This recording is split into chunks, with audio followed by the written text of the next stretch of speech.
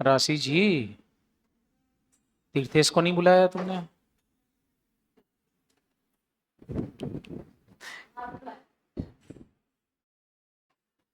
मैं बुलाऊं ऐसा? ठीक है, मैं बुला लूंगा। बहुत याद आ रही है, क्या बोलूं मैं। सुबह से मन नहीं लग रहा था। इधर चैट खोल सकता है यूट्यूब की? हाँ,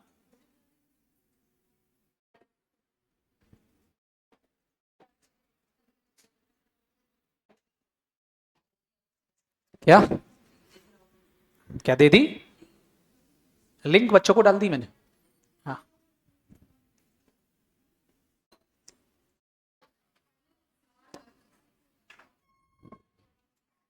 क्या बोल रहा? क्या क्या क्या? फटी हुई आ रही ना? वही मेरे को लग रहा था यार, देखना यार ये फटी सी आवाज क्यों आ रही। ऐसा लग रहा है जैसे मेरी आवाज फट गई हो। Hello hello hello. Hello. Mike ही फटे होंगे। Hello hello hello hello. अरे ऐसा थोड़ी ना लगता है छोटी क्लास में। स्पीकर खराब है, चेंज करो। राशि का नाम ले देना नीचे एक बार। पांडे कहाँ जा रही? इसको तो बंद कर दिया, क्यों चला रखा लाइव चैट? क्या काम का?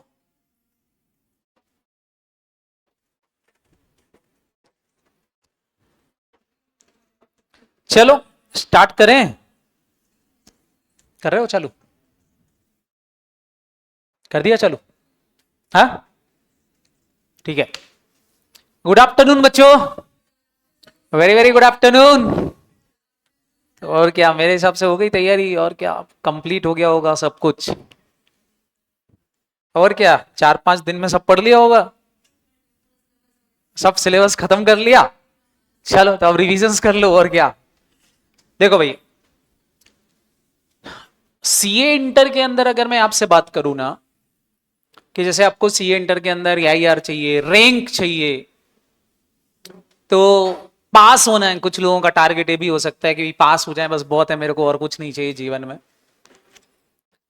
तो सीए इंटर मतलब प्योरली प्लानिंग गेम।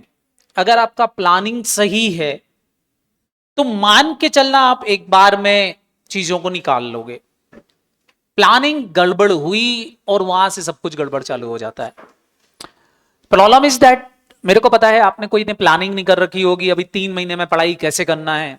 कोई प्लानिंग नहीं होगी, बस आपने सब्जेक्ट उठाया होगा और पढ़ना चालू कर दिया होगा। आप वहीं से क्या कर रहे हो, अपने सी इंटर को लैग कर रहे हो। मतलब आप सी इंटर को प्रॉपरली ले ही नहीं रहो, सीरियस ले ही नहीं रहो। द फर्स्ट डे प्लान, जिस दिन अपनी क्लास खत्म हुई थी उसी दिन आपको अपना प्लान तैयार करना था कि 3 महीने में कब तक आपको क्या क्या खत्म करना है और कैसे पढ़ना है। क्योंकि देखो, मैं तो प्लानर बना दूं, बट वो अकॉर्डिंग टू मी है। आपको पता है आपने किस क्लास में कौन से सब्जेक्ट को कितना पढ़ा है और कितना आपको आता है। किस सब्जेक्ट को आपको ज्यादा टाइम देने की जरूरत है वो आपको पता है। ये प्लानर तो आप फॉलो करोगे, मेरे को कोई दिक्कत नहीं, क्योंकि आप फॉलो नहीं करोगे तो हम लोग कराएंगे जो मैंने आपको बना के दिया है। बट एक प्लानर आपका भी होना चाहिए कि बचे हुए टाइम में आप वो सब्जेक्ट को पंच करो जो सब्जेक्ट आपका सबसे ज्यादा वीक है, वजह कि उस सब्जेक्ट के जिसमें आपको बहुत ज्यादा मास्टरी है। अगर आप ऐसा करोगे तो ही आप सी इंटर में पास होगे, नहीं तो बच्चा सी इंटर में पास नहीं होगे, बड़ी दिक्कत आ जाएगी। क्लियर है कि नहीं? प्लानर मैंने आपको बना के दे दिया है। आपको हर सब्जेक्ट में मान के चलना आपके 3 टेस्ट अभी हैं। देयर आफ्टर आपके मैं 3 मॉक टेस्ट करवाऊंगा हर एक सब्जेक्ट के, जब आपका कंप्लीट हो जाएगा ये 45 डेज। मतलब मैंने आपको 45 दिन का लेक्चर 40 दिन का बना के दिया है, but it is not 40 days. Around 50 days अपना चलेगा। 40 डेज तो मैंने आपको दे दिया है बना के, क्योंकि हो सकता है कहीं ना कहीं हमको टाइमिंग को ज्यादा लग जाए किसी सब्जेक्ट के अंदर। क्लियर है कि नहीं? किसी टॉपिक के अंदर लग जाए, या हो सकता है कोई छुट्टी उट्टी हो जाए। तो that is a 50 day planner. आप मान के चलना 40 दिन का बनाया है तो 50 दिन में ये कंप्लीट होगा। क्लियर है कि नहीं? प्लानिंग के अंदर मैंने आपको 2 चीजें बना के दी थी, यदि आपने देखी हो तो। एक तो ये है जो बेटा, ये प्लानर जो है it is your CA planner, जिसके अंदर मैं क्या करूंगा, आपको टीचर इस पैटर्न में पढ़ाएंगे, ये वाले टॉपिक ऐसे ऐसे करके कंप्लीट करेंगे, ये वो प्लानर है। नीचे मैंने आपको एक और पेज दिया था सेल्फ स्टडी का, कि आपको अपनी सेल्फ स्टडी भी कैसे करना है। तो नीचे आप देखोगे तो आपको एक और प्लानर मिला होगा, 40 डेज सेल्फ स्टडी प्लानर, यदि किसी ने ध्यान दिया हो तो उसमें सेल्फ स्टडी प्लानर भी मैंने आपको बना के दिया था कि आपको किस तरीके से अपनी प्लानिंग करना है, कौन सा कॉन्सेप्ट प्लान करना है। बेसिकली देखो, मैंने इसमें अभी ये नहीं लिखा है, अभी मैं एक और प्लानर आपका तैयार कर रहा हूं, कुछ दिन में आपको शेयर कर दूंगा आपके उस पर, जिसपे हर टॉपिक के साथ में कॉन्सेप्ट लिखा होगा कि ये कॉन्सेप्ट आपके कवर होना ही चाहिए। तो जब वो आपके कॉन्सेप्ट कवर हो जाए, दैट मींस वो टॉपिक आपका हो गया। तो ऐसे आपको पता नहीं चलेगा कि कौन से टॉपिक में क्या कॉन्सेप्ट है। तो ऐसा मेरा भी बना रहा हूं, ऐसा मैं टेक्स्ट का भी बनवाऊंगा, ऐसा मैं सारे कॉन्सेप्ट हर एक टॉपिक के नीचे लिखे हुए होंगे। तो जब आप सारे कॉन्सेप्ट पे टिक लग जाए, दैट मींस आपका वो टॉपिक कंप्लीट हो गया है। तो वो भी मैं आपको साथ में प्रोवाइड कर दूंगा। तो ये तो है ही आपके साथ प्लानर कि आपको अभी 40 डेज की प्लानिंग है, 40 डेज के अंदर आपको इस तरीके से पढ़ना है, सारी चीजें पढ़ना है। तो सारे बच्चे थोड़ा सा ध्यान रखेंगे, फोकस ऑन स्टडी। आप आजू बाजू की सारी चीजें भूल जाओ। 3 महीने के लिए कृपा करके केवल और केवल दोस्ती कर लो अपने सब्जेक्ट से। जब सारे सब्जेक्ट के साथ में आपको प्यार आने लग जाए कि यार ये सब्जेक्ट मेरे को बहुत अच्छा लग रहा है, तो मान के चलना कि आपका सीए इंटर निकल गया। आपको हर सब्जेक्ट से प्यार होना चाहिए। ऐसा नहीं होना चाहिए कि मेरे को केवल एडवांस अकाउंट अच्छा लगता है, मेरे को तो केवल टैक्स अच्छा लगता है। अगर केवल ऐसा करके आप पढ़ रहे हो तो आप कभी भी सीए इंटर में सक्सेस एक बार में नहीं निकलेगी। आपको सारे सब्जेक्ट से प्यार होना चाहिए। जिस दिन आपको सारे सब्जेक्ट से प्यार हो जाएगा ना, सीए इंटर अपने आप ही निकल जाएगा। समझ में आया कि नहीं? क्लियर? चलो, तो आज से हम क्या पढ़ने वाले हैं वो तो आपको पता ही है। पहला टॉपिक हमारा क्या स्टार्ट करने वाले हैं बेटा? अमलगमेशन। देखो भाई, अमलगमेशन में आपका आज भी लूंगा, कल भी लूंगा, कल मैं इसको कंप्लीट करूंगा। एक दिन रखेंगे हम कॉन्सेप्ट के लिए, एक दिन रखेंगे अपन क्वेश्चंस के लिए। क्लियर है कि नहीं? तो आज अपन अपने कॉन्सेप्ट को कवर करेंगे, कल अपन इसके कुछ क्वेश्चंस करेंगे, और एक मैं आपको पीडीएफ शेयर करूंगा। सारे बच्चे ध्यान रखना, जो पीडीएफ आपके पास आएगा उसमें एमटीपी है, आरटीपी है, एमसीक्यू है, प्लस साथ ही साथ आपके पीवाईक्यू भी हैं। तो आपको क्या करना रहेगा, बस उन क्वेश्चंस में से सारे क्वेश्चंस आपको नहीं करना है। फॉर एग्जांपल उसमें 25 क्वेश्चंस है, तो 25 क्वेश्चन के 25 क्वेश्चन आपको नहीं करना है, कोई भी 4 क्वेश्चन आपको करना है जिसके ऊपर एलएमआर लिखा होगा। दैट्स अ कंप्लीट क्वेश्चंस, वो आप सॉल्व करें। 25 क्वेश्चंस में आपको क्या करना है, उनको रीड करना है। लगभग हर क्वेश्चन में से 90% 70% क्वेश्चंस वैसे ही होते हैं जो सेम होते हैं। 10% क्वेश्चंस का वेरिएशन होता है, कोई भी नया क्वेश्चन आता है तो वो 10% में जो चेंज हुआ है बस उसको एक बार आपको टिक करना है कि वो आपको आ रहा है कि नहीं आ रहा। नहीं आ रहा है तो आपको कॉन्सेप्ट मेरे से पूछ लेना है। That's a complete. बस इस तरीके से आपको अपनी प्लानिंग के साथ में कंप्लीट करना है। ध्यान रहे, आपको बहुत सारे क्वेश्चंस नहीं करना है। ध्यान रखना, हर क्वेश्चंस के ऊपर एलएमआर लिखा होगा, बस वो वाले क्वेश्चंस आपको सॉल्व करना रहेंगे। Is that clear? 25 क्वेश्चंस दूंगा अमलगमेशन के करीब। उन क्वेश्चंस में से कौन से आपको करना है वो मैंने आपको बता दिया, और बाकी सबके ऊपर आपको टिक लगाना है। टिक लगाना है मतलब उनका ऑडिट करना है कि हाँ ये वाला लाइन लिखा हो तो इसका मीनिंग मेरे से करते बन रहा है, एडजस्टमेंट। क्लियर है कि नहीं?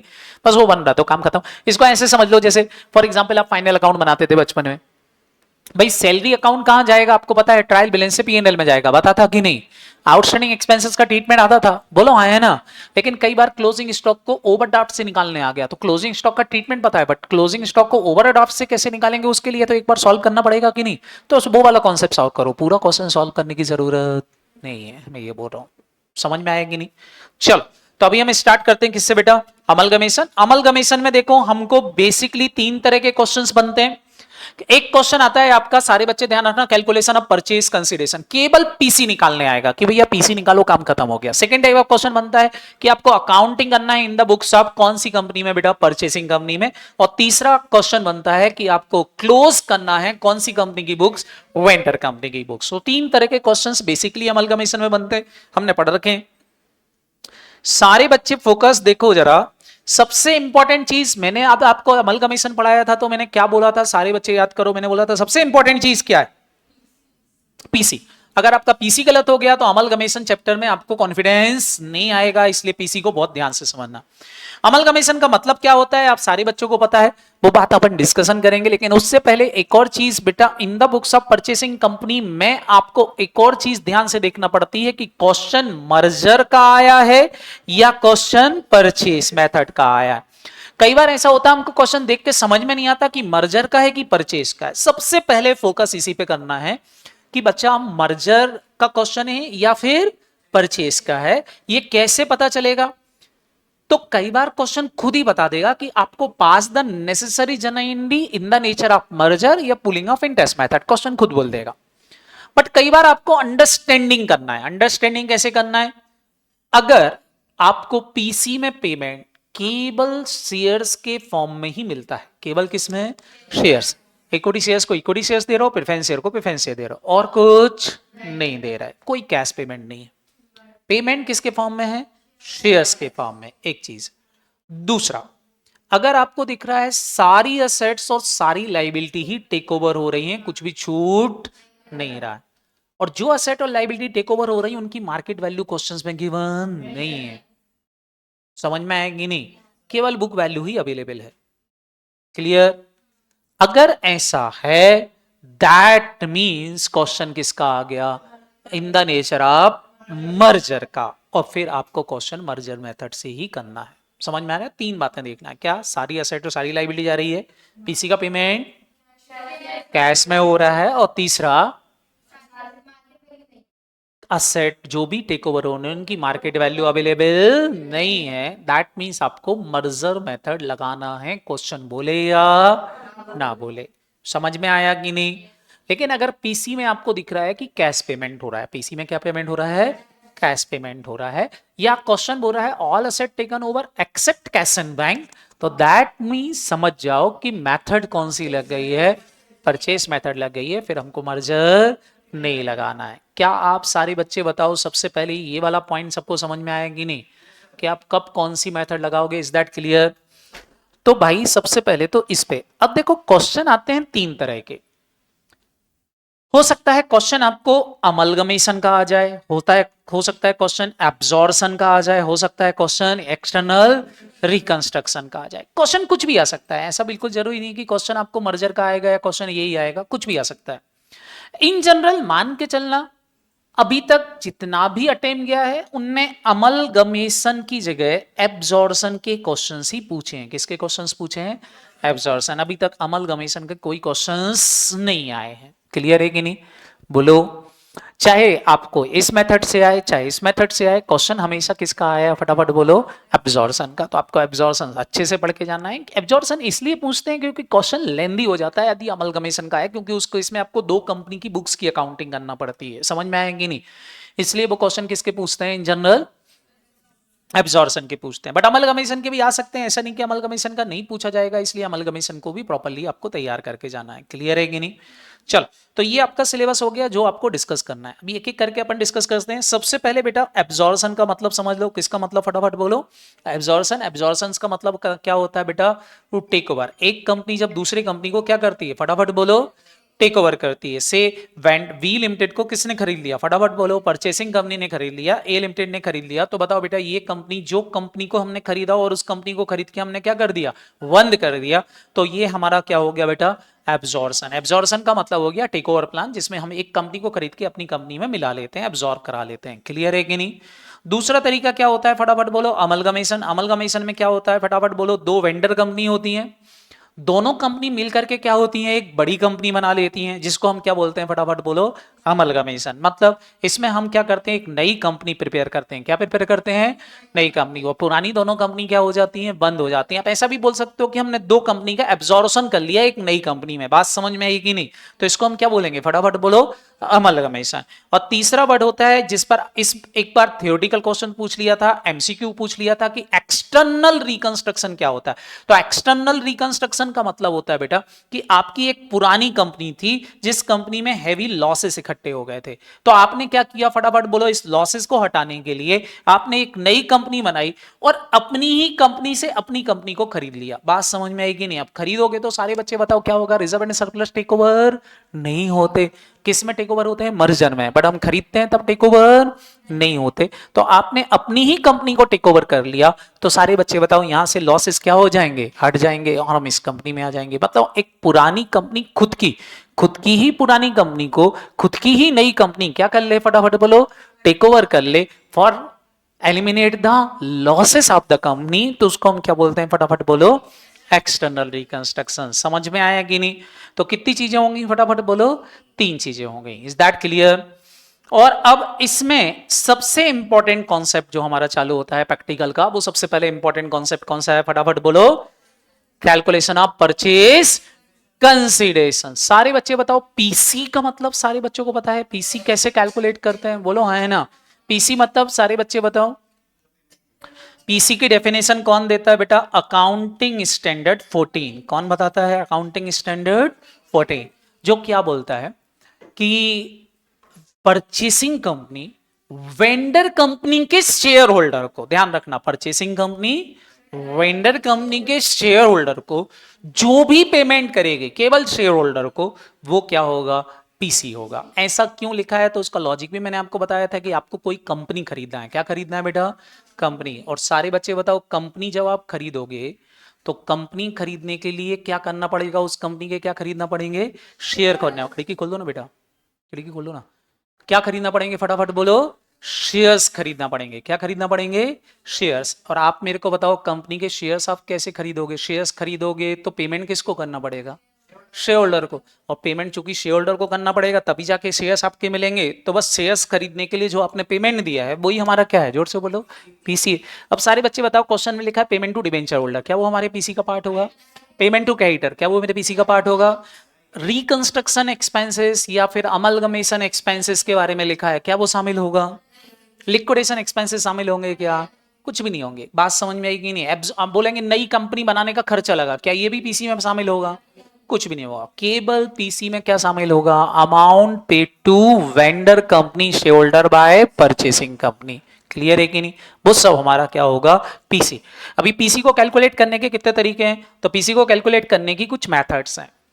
पीसी को कैलकुलेट करने की मेथड कौन कौन सी हो गई? पहली मेथड का नाम क्या है फटाफट बोलो? Net payment method. दूसरी मेथड का नाम क्या है?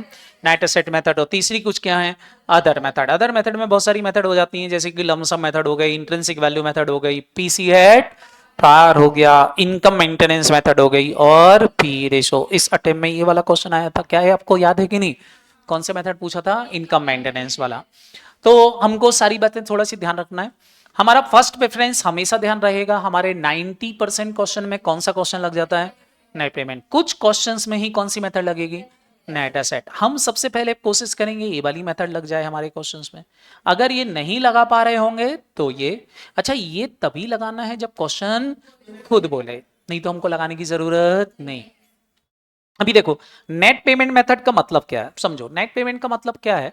नेट पेमेंट मेथड तब लगेगी बच्चा लोग जब क्वेश्चंस के अंदर जो पेमेंट हो रहा है उसकी सारी इंफॉर्मेशन अवेलेबल है। सारी इंफॉर्मेशन अवेलेबल है, जो आप पेमेंट कर रहे हो उसकी हर एक इंफॉर्मेशन अवेलेबल है। जैसे मैं बोलूं मैं एक्स लिमिटेड को खरीद रहा हूं, और उस एक्स लिमिटेड को खरीदने के लिए मैं शेयर इशू करूंगा, तो मेरे को बताना पड़ेगा कि कितने शेयर और किस वैल्यू के।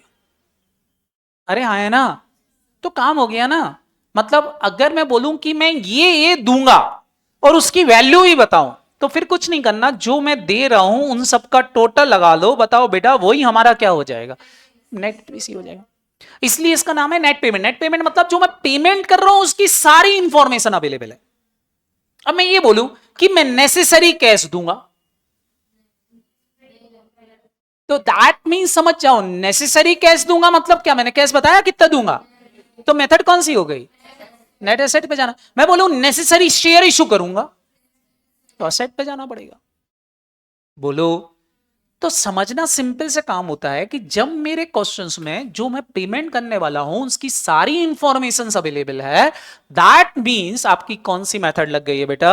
Net payment. लेकिन अगर क्वेश्चंस में क्या अवेलेबल है फटाफट बोलो? नेसेसरी कैश पे करेंगे, नेसेसरी क्या पे करेंगे? शेयर्स देंगे, या वो बोल देंगे कि प्रेफरेंस शेयर्स को हम ये देंगे लेकिन बताया नहीं कि क्या वैल्यू का देंगे। समझ में आया कि नहीं? तो फिर सारे बच्चे बताओ, अगर पेमेंट की इंफॉर्मेशन में लैक है, कमी है, और दैट मींस हमको कौन सी मेथड पे जाना पड़ेगा? नेट एसेट पे जाना पड़ेगा। क्लियर है कि नहीं? अभी नेट पेमेंट मेथड में हम पीसी कैसे निकालेंगे? तो सिंपल क्या करना है, मैंने आपको पहले ही बोल दिया भैया, जो प्रेफरेंस शेयर दे रहे हो, जो कैश दे रहे हो, इक्विटी शेयर्स दे रहे हो, इक्विटी शेयर्स को कैश दे रहे हो, इन सबका क्या लगा लो? जोर से बोलो, टोटल। जो आपका टोटल आएगा वही हमारा क्या कहलाएगा? पीसी कहलाएगा। सबको समझ में आया कि नहीं? पीसी निकालने के लिए हमेशा ध्यान रखेंगे फेस वैल्यू भी कोई काम की नहीं है, पेड अप वैल्यू भी शेयर्स की काम की नहीं है। पीसी निकालने के लिए इंपॉर्टेंट कौन सी वैल्यू होगी? Market value of shares. आपको 3 वैल्यू दी होती है शेयर्स की, ध्यान रखना। हमको हमारे लिए मार्केट वैल्यू, क्योंकि हम धंधा खरीद रहे हैं, धंधा खरीद रहे हैं तो सामने वाला कौन सी प्राइस पे बेचेगा?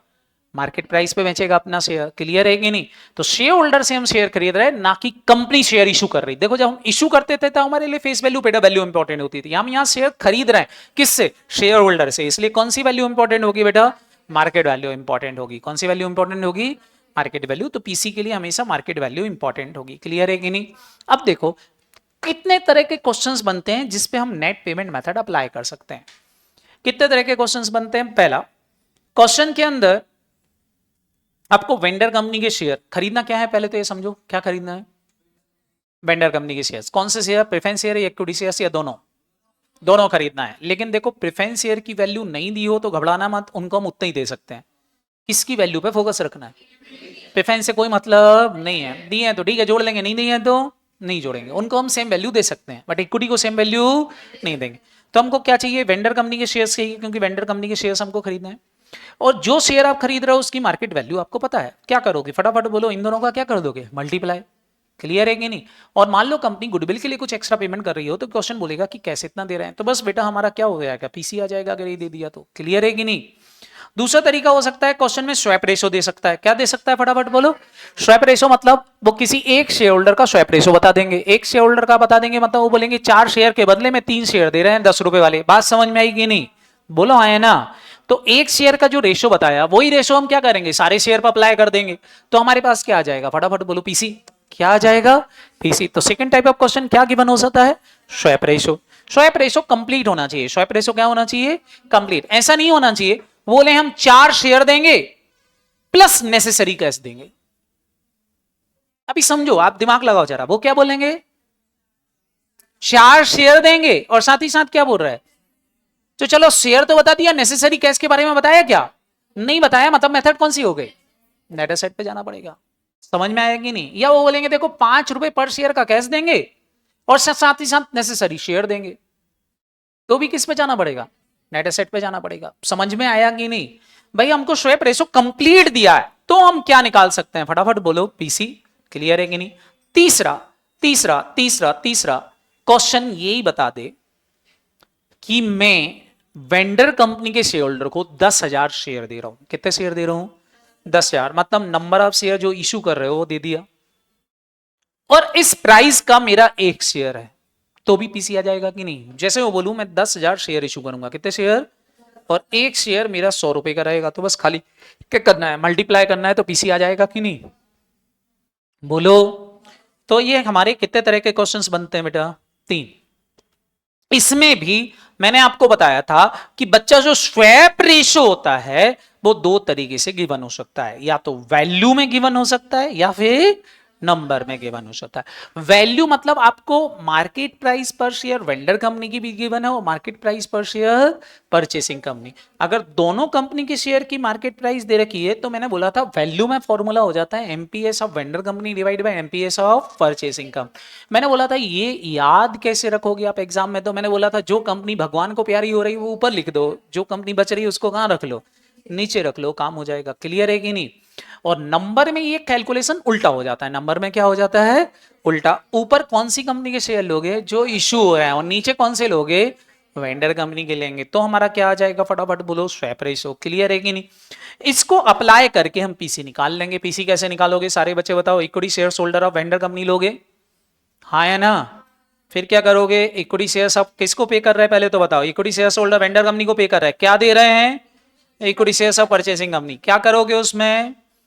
नंबर ऑफ शेयर्स किसके ले लोगे और उसी के शेयर्स की क्या मल्टीप्लाई कर दोगे? Market price. मतलब क्वेश्चन में वेंडर कंपनी के शेयर की प्राइस है और इसकी मार्केट प्राइस है, मल्टीप्लाई कर देंगे, पीसी आ जाएगा कि नहीं? हमें 3 तरह के क्वेश्चन सॉल्व कर रहे हैं। कौन सा? फर्स्ट, सेकंड और थर्ड। एक एक एग्जांपल आप देखते जाना। सबसे पहला क्वेश्चन ले रहा हूं मैं, कौन सा वाला? जिसमें मार्केट प्राइस पर share of vendor company given है। क्या गिवन है? जोर से बोलो। मार्केट प्राइस पर शेयर ऑफ क्या गिवन है? Vendor company. अच्छा, खरीदना भी क्या है? वेंडर कंपनी के शेयर। और वही क्वेश्चन में क्या है? गिवन है। कैसे क्वेश्चन सॉल्व करोगे सारे बच्चे बताओ फटाफट फटाफट। जैसे क्वेश्चंस में दिया है, एग्जाम्पल इज दैट, ये बोल रहे हैं कि 50,000 इक्विटी शेयर्स हैं, कितने रुपए वाले, सॉरी 5,000 शेयर हैं, कितने रुपए वाले, 100 रुपए के। 2,000 प्रेफरेंस शेयर हैं, कितने रुपए के, अब मैं बोल रहा हूँ 130 रुपए के भाव से मैं शेयर खरीद रहा हूँ। सारे बच्चे बताओ कौन सी कंपनी का शेयर दे रखा, वेंडर कंपनी का। पीसी निकालना इजी हो गया कि नहीं, क्या करोगे जोर से बोलो, 5,000 इंटू 130, तो ये पीसी हो गया। अच्छा ये तो किसका हुआ, इक्विटी का। प्रेफरेंस का कैसे निकालोगे, फटाफट बोलो, प्रेफरेंस का कैसे निकालोगे। तो मैंने बोला था उनको सीधा क्या दे देंगे, फिक्स, उनको 2 लाख ही दे देंगे, कुछ नहीं बोला तो, क्लियर है कि नहीं। अच्छा ये नहीं बताया क्वेश्चन में कि क्या देंगे, तो क्या दोगे, फटाफट बोलो, कैश। क्या दे देंगे, कैश। तो यहाँ लिखेंगे पेमेंट टू, यहाँ लिखेंगे पेमेंट इन, यहाँ कर वर्किंग, और यहाँ अमाउंट। सबसे पहले लिखा प्रेफरेंस शेयर होल्डर को क्या देंगे, cash, fix amount. Equity share holder को क्या देंगे, कैश। कितना देंगे, 5,000 इंटू 130, 6.5 लाख। तो टोटल पीसी कितना हो गया, 8.5 लाख। बताओ किसी को कोई दिक्कत, फर्स्ट टाइप ऑफ क्वेश्चन समझ में आया कि नहीं। सेकंड टाइप ऑफ क्वेश्चन क्या हो सकता है, सारे बच्चे बताओ, जब स्वैप रेशो दे रखा हो, क्या दे रखा हो, और स्वैप रेशो किस में दे रखा हो, वैल्यू में। वैल्यू में दे रखा होगा तो हम क्या करेंगे, बताओ बेटा, हम जो हमारा नंबर ऑफ शेयर्स था, अब देखो जरा यहाँ आपने क्या किया था, अब जरा सोचो जरा, यहाँ क्या किया था, मार्केट प्राइस पर शेयर वेंडर कंपनी से मल्टीप्लाई किया था कि नहीं। बताओ अगर मैं मार्केट प्राइस पर शेयर ऑफ वेंडर कंपनी से मल्टीप्लाई किया था, परचेसिंग कंपनी की मार्केट प्राइस से डिवाइड कर दूं और बाहर मल्टीप्लाई कर दूं मार्केट प्राइस पर शेयर ऑफ परचेसिंग कंपनी का, तो आंसर पे कोई फर्क पड़ेगा क्या, जोर से बोलो। मैंने परचेसिंग कंपनी के मार्केट प्राइस से डिवाइड भी कर दिया और मल्टीप्लाई भी कर दिया, कोई फर्क पड़ेगा क्या। सारे बच्चे बताओ, ये हमारा क्या बन गया, स्वैप रेशो। क्या बन गया, बोलो, क्या बन गया, स्वैप रेशो। तो बस इसी को तो मैंने यहाँ पर फोकस कर दिया। मैंने क्या किया, देखो मार्केट प्राइस पर शेयर परचेसिंग कंपनी से डिवाइड कर दिया और ऊपर क्या कर दिया, मल्टीप्लाई कर दिया, तो आंसर पे कोई फर्क। लेकिन ये जो ब्रैकेट लगा दिया, बताओ इससे हमारा क्या निकल आएगा, नंबर ऑफ शेयर इशूड। क्या निकल आएंगे, नंबर ऑफ शेयर इशूड। समझ में आया कि नहीं, आया ना, बोलो। सारे बच्चे बताओ, जैसे यहां पर क्वेश्चंस दिया है कि 5,000 इक्विटी शेयर्स हैं, कितने रुपए के बेटा, 100 रुपए वाले। 2,000 प्रेफरेंस शेयर हैं, कितने रुपए वाले। अब मैं बोल रहा हूं मार्केट प्राइस पर share of equity share, vendor company का एक शेयर कितने का है, 150, और प्रेफरेंस शेयर रिडीम होंगे बेटा 10% प्रीमियम पर। तो वेंडर कंपनी का प्रेफरेंस शेयर की वैल्यू कितनी दे दी, 120। इसके बदले में हम 15% प्रेफरेंस शेयर इशू करेंगे पी लिमिटेड के, वो भी एट पार। तो परचेसिंग कंपनी की प्रेफरेंस शेयर की वैल्यू कितनी दे दी, 100। सेम लिखा है पीसी डिस्चार्ज करेगी पी लिमिटेड, किसको, वेंडर कंपनी के शेयर होल्डर को, और क्या देंगे उसके लिए, 120 का एक शेयर। अब देखो ध्यान से सुनो, वेंडर कंपनी के शेयर की वैल्यू कितनी हो गई बताओ, 100, और परचेसिंग कंपनी के इक्विटी शेयर्स की वैल्यू कितनी हो गई। क्या मेरे को दोनों की शेयर की वैल्यू मिल गई, और शेयर के बदले में शेयर ही दे रहे हैं, बोलो हाँ है ना। तो बस फिर हम स्वैप रेशो लगा सकते हैं कि नहीं, लगा दो। स्वैप रेशो कैसे लगाओगे, फटाफट बोलो। हमारे पास कितने शेयर थे, 5,000, कितने शेयर थे, 5,000, 150 डिवाइड बाय क्या कर दिया, 120, मल्टीप्लाई कितने से कर दिया, 120 से। सारे बच्चे बताओ क्या आ जाएगा, 6,250 इंटू कितना, 120। अच्छा पहले हमेशा ध्यान रखना ब्रैकेट सॉल्व करना है, पहले क्या सॉल्व करने की कोशिश करना, ब्रैकेट। हमेशा ध्यान रखना पहले क्या सॉल्व करना है, ब्रैकेट। क्यों, यहां फ्रैक्शन नहीं आना चाहिए, फ्रैक्शन आया तो फ्रैक्शन के बदले में कैश देना पड़ेगी, याद है कि नहीं। तो हम पहले क्या लेंगे, 6,250 मल्टीप्लाई कितने से कर दोगे, तो बताओ बेटा हमारे ये पीसी आ गया। अब बताओ प्रेफरेंस शेयर्स कितने का था वहां पर, देखो जरा, वेंडर कंपनी का प्रेफरेंस है। अच्छा जो रिडीम के बाद लिखा रहता है वो वेंडर कंपनी का होता है, जो इशू के बाद लिखा रहता है वो किसका होता है, परचेसिंग कंपनी के। याद रहेगा कि नहीं। अभी मेरे को बताओ, इसका शेयर 110 का है और इसका शेयर 100 का, तो क्या करेंगे, 110 से मल्टीप्लाई, 100 से डिवाइड। अच्छा जो डिवाइड करोगे बाहर मल्टीप्लाई भी उसी से, क्लियर है कि नहीं। सारे बच्चे बताओ, ये आ गया 2200 शेयर मल्टीप्लाई बाय 100, कितना हो गया, 2,20,000। अब बताओ पीसी कितना हो गया, इन दोनों को जोड़ दो, कितना हो गया, 9,70,000। सारे बच्चे बताओ किसी को पीसी निकालने में कोई दिक्कत, अगर वैल्यू में स्वैप दिया होगा तो निकाल लोगे कि नहीं। तीसरा होता है नंबर में दिया हो सकता है, किस में दिया हो सकता है बच्चा, नंबर। अभी बताओ अगर नंबर में स्वैप रेशो दिया हुआ है, किस में दे रखा है, नंबर। नंबर समझते हो कि नहीं। क्वेश्चन बोले 4 के बदले 5 शेयर देंगे, 5 के बदले 4 देंगे, नंबर दे दिया, और कितने रुपए का शेयर देंगे ये भी बता दें। तो बताओ हम क्या करेंगे फिर, नंबर में जो शेयर इशू हो रहा है वो ऊपर आएंगे, जो शेयर हमने हेल्ड कर रखे वो नीचे आएंगे, मल्टीप्लाई कर देंगे मार्केट प्राइस पर शेयर ऑफ परचेसिंग कंपनी के। क्लियर है कि नहीं।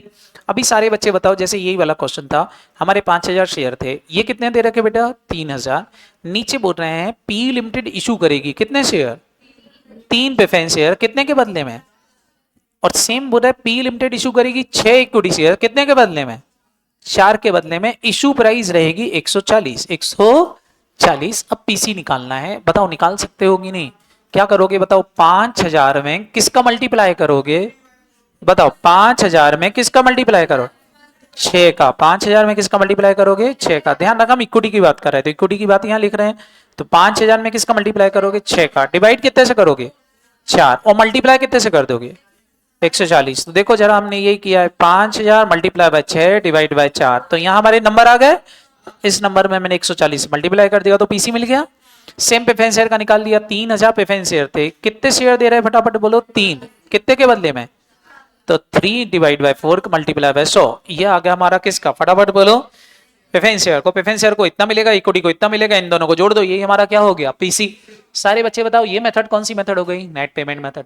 अब मेरे को ये बताओ, अगर मैं क्वेश्चन में यही दे दूं कि मैं इतने शेयर दे रहा हूं इतने रुपए वाले, इतने शेयर दे रहा हूं इतने रुपए वाले, तो सीधा क्या करना है? मल्टीप्लाई करना है। बोलो हाँ है ना? तो एक क्वेश्चन ये वाला होता है जिसमें हमारा पीसी क्वेश्चन में ही गिवन होता है। समझ में आ रहा कि नहीं? अगर नंबर ऑफ शेयर इशूड ही दे दिए तो खाली इशू प्राइस से क्या कर दोगे? मल्टीप्लाई। साथ में क्या जोड़ दो इसमें? कैश। जैसे ये देखो क्वेश्चन, क्वेश्चन बोल रहा 5000 इक्विटी शेयर्स थे, कितने रुपए वाले? 100 रुपए वाले। 2000 प्रेफरेंस शेयर थे, कितने रुपए के? 2 लाख। नीचे लिखा है एक्स लिमिटेड टेक ओवर कर रही, किसको? वाई लिमिटेड को। कौन सी तारीख को? 1/4/2024 को एक्स लिमिटेड डिस्चार्ज करेगी पीसी एट बिलो। कैसे? बोले एक्स लिमिटेड इशू करेगी कितने शेयर? एक शेयर कितने का? जबकि मार्केट प्राइस कितनी है? बताओ 100 से मल्टीप्लाई करोगे कि 150 से? 150 से। तो बस हमारा पीसी यही हो जाएगा। हम इक्विटी शेयर्स को दे रहे हैं 6000 शेयर, कितने रुपए वाले? 150 वाले। कितने का हो गया? 9 लाख। साथ ही साथ बोल रहे हैं 15% प्रेफरेंस शेयर 100 रुपए वाले को हम डिस्चार्ज करेंगे 10% प्रीमियम पर। कितने परसेंट? सारे बच्चे बताओगा 10% प्रीमियम पर डिस्चार्ज करोगे तो बताओ बेटा क्या हमको उतना ही देना है कि ज्यादा देना है? 10% ज्यादा देना पड़ेगा। तो कितना दे दोगे? 2,20,000। तो हमारा पीसी कितना हो गया? 11,20,000। ध्यान रखना एक इंपॉर्टेंट बात, पीसी तब तक कंप्लीट मत मानना जब तक कि आपको क्वेश्चन में क्या नहीं मिल जाता है? Number of share issued. और अगर क्वेश्चन में कैश दे रहे हैं तो क्या नहीं मिल जाता है? Cash payment. जब तक ये दो चीजें नहीं मिल जाती, ध्यान रखना, तब तक पीसी को कंप्लीट नहीं मानना। ये कौन सी मेथड हो गई पीसी की? Net payment. सारे बच्चों को नेट पेमेंट मेथड रिवाइज हो गई कि नहीं? कर पाओगे कि नहीं? बताओ पीसी कब कंप्लीट मानोगे? जब तक क्वेश्चन में क्या नहीं मिल जाता मेरे को? Number of share issued. और क्या नहीं मिल जाता? Cash payment. अगर क्वेश्चन में कैश बोला है तो, नहीं बोला तो नहीं। शेयर तो बोलेगा ही बोलेगा, 100% तो शेयर तो निकालने ही पड़ेंगे। बात समझ में आएगी नहीं? बट कभी कभी क्वेश्चन में कैश भी बोल देता है, तो कैश की भी इंफॉर्मेशन होनी चाहिए कि 4 रुपए दे रहा है कि 5 रुपए दे रहा है। समझ में आया कि नहीं? तो आप उस चीज को कंसीडर करोगे, नहीं तो कंसीडर नहीं करोगे। अभी बताओ क्या आपको इतना समझ में आ गया? इसके बाद कौन सी मेथड आती है फटाफट बोलो? Net asset method. अब बताओ नेट एसेट मेथड कब लगाओगे? जब क्वेश्चन में हमको शेयर्स की कंप्लीट इंफॉर्मेशन नहीं है, कैश की कंप्लीट इंफॉर्मेशन नहीं है, तो कौन सी मेथड लगाएंगे? Net asset. अच्छा नेट एसेट मेथड में वो या तो आपसे रिक्विजिट नंबर ऑफ शेयर निकलवाएंगे या वो निकलवाएंगे आपको क्या? फटाफट बोलो। Necessity cash. वो इक्विटी शेयर्स दे देंगे और बोलेंगे कैश निकालो। क्या निकालो? कैश। मतलब या तो शेयर निकालना पड़ेंगे या फिर क्या निकालना पड़ेंगे? कैश। जैसे क्वेश्चन में दिया होगा स्वैप, और साथ ही साथ बोल रहे होंगे कि हम नेसेसरी कैश भी देंगे, लेकिन कितनी कैश देंगे बताया नहीं है, तो निकाल। या कैश दे देंगे और बोलेंगे कि रेशियो स्वैप शेयर आप निकालो। क्लियर है कि नहीं? तो आपको दोनों में से कोई चीज करना पड़ेगी। तो कौन सी मेथड लगेगी? फटाफट बोलो। Net asset. सारे बच्चों को याद होगा मैंने बोला था नेट एसेट मेथड लगाने के लिए सबसे पहले कुछ आपको प्रोग्रामिंग जमाना पड़ेगी। प्रोग्रामिंग क्या? आपको गुडविल की वैल्यू खुद निकालना पड़ेगी। देखो नेट पेमेंट मेथड में गुडविल बैलेंसिंग फिगर आ जाएगी। बोलो हाँ है ना? कैसे? क्योंकि आप स्टॉक मार्केट से शेयर खरीद लाए, बोलो, तो आप स्टॉक मार्केट में जो पे करके आए हो और घर में आके जब असेट देखोगे तो पता चलेगा कम या ज्यादा दे दिया होगा, तो वो अपने आप ही निकल आएगा। लेकिन नेट असेट मेथड में तो आप असेट का वैल्यूएशन कर रहे हो, तो फिर आपको सबसे पहले किसकी वैल्यू निकालना पड़ेगी? गुडविल। किसकी वैल्यू निकालना पड़ेगी? गुडविल। तो स्टेप नंबर 1, सबसे पहले हम गुडविल की वैल्यू निकालेंगे। क्या निकालेंगे? गुडविल की वैल्यू। इन जनरल घबराना मत, परचेस मेथड से ही गुडविल की वैल्यू आती है, सिंपल एवरेज से ही गुडविल की वैल्यू निकालना रहेगी। सिंपल एवरेज मेथड से मतलब क्या? आपको 3 साल के प्रॉफिट गिवन होंगे, आप उसका एवरेज निकालोगे तो एवरेज प्रॉफिट आ जाएगा, मल्टीप्लाई कर दोगे नंबर ऑफ ईयर परचेस से तो गुडविल आ जाएगी। बट कभी कभी वो सुपर प्रॉफिट से गुडविल निकलवा लेते हैं। किससे? फटाफट बोलो।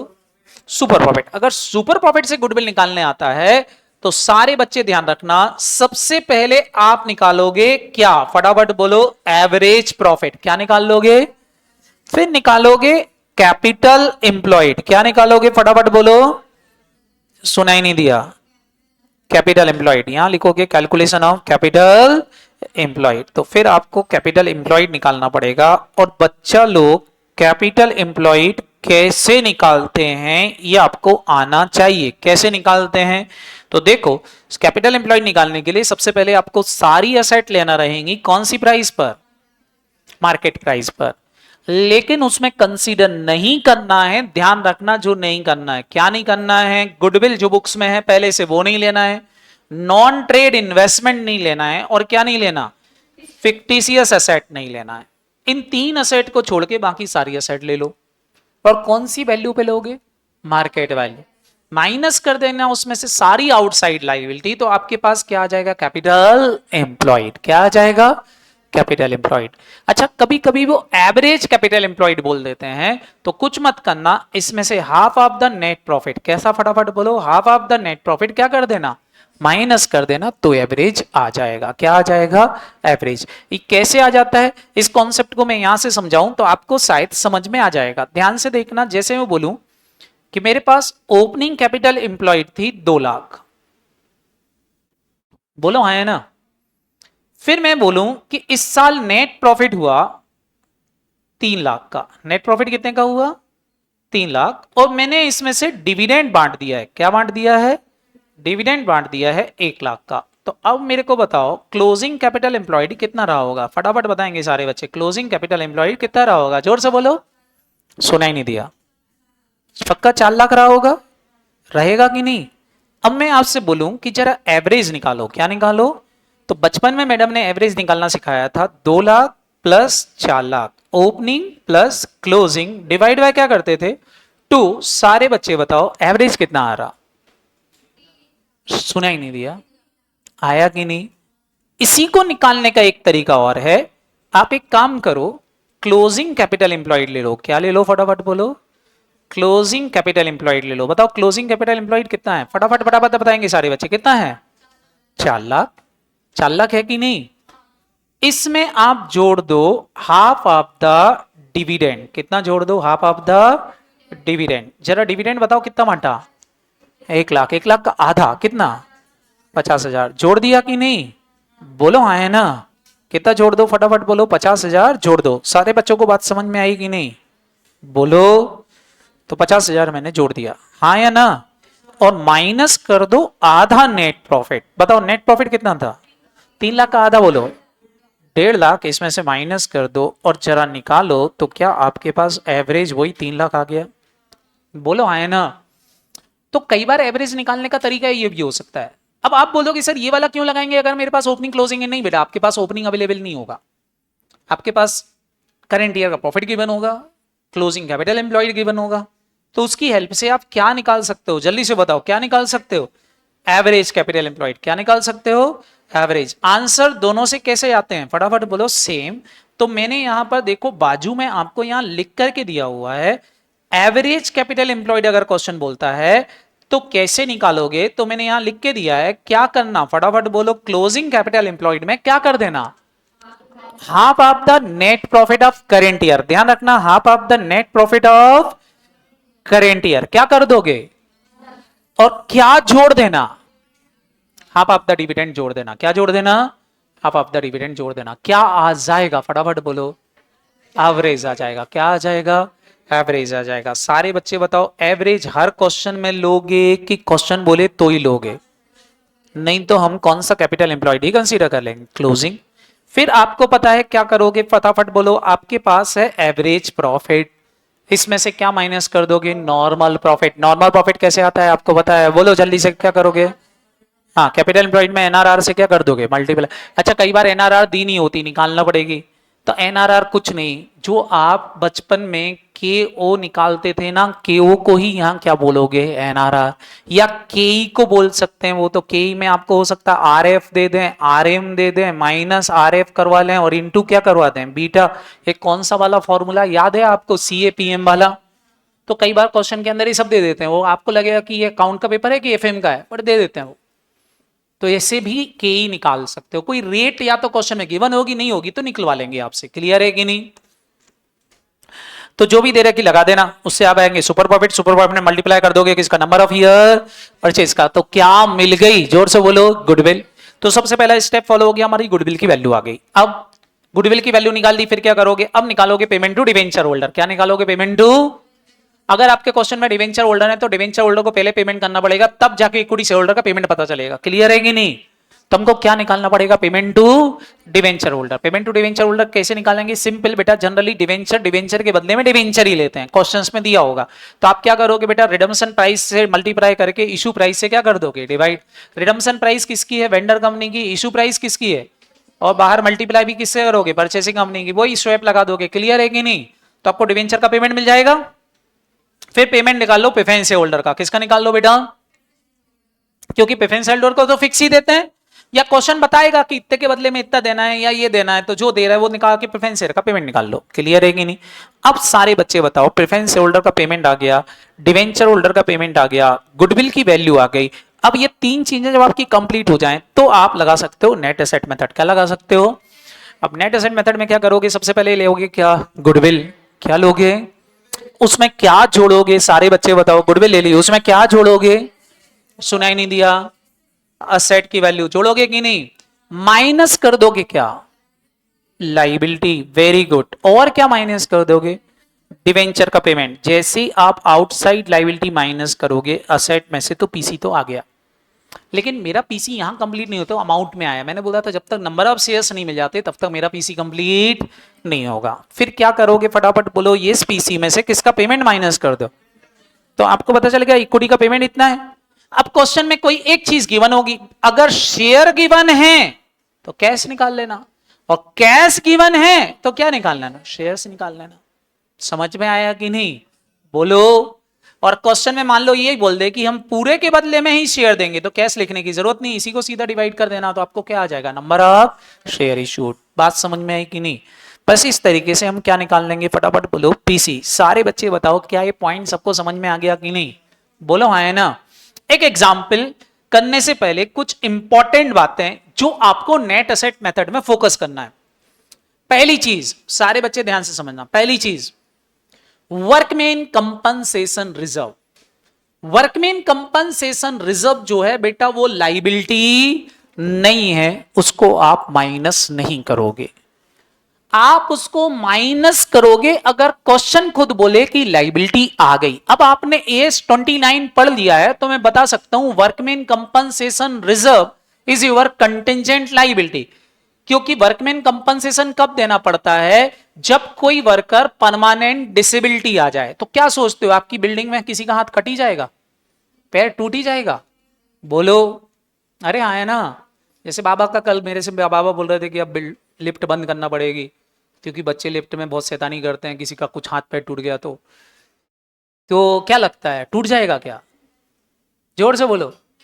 नहीं, अभी मेरे को बताओ, क्या लिफ्ट में टूट गया तो फिर मेरे को पैसे की व्यवस्था करना पड़ेगी, कंपनसेशन देना पड़ेगा, बोलो हाँ है ना। लेकिन टूटने के चांसेस क्या है, बहुत कम। तो मेरे को बताओ, ये मेरे लिए लाइबिलिटी है कि कंटेंजेंट लाइबिलिटी? तो कंटेंजेंट लायबिलिटी के रिजर्व बनते हैं, एक्चुअल लायबिलिटी नहीं होती, तो ये रिजर्व है। हाँ, लेकिन क्वेश्चन बोले लायबिलिटी आ गई तो प्रोविजन बनेगा।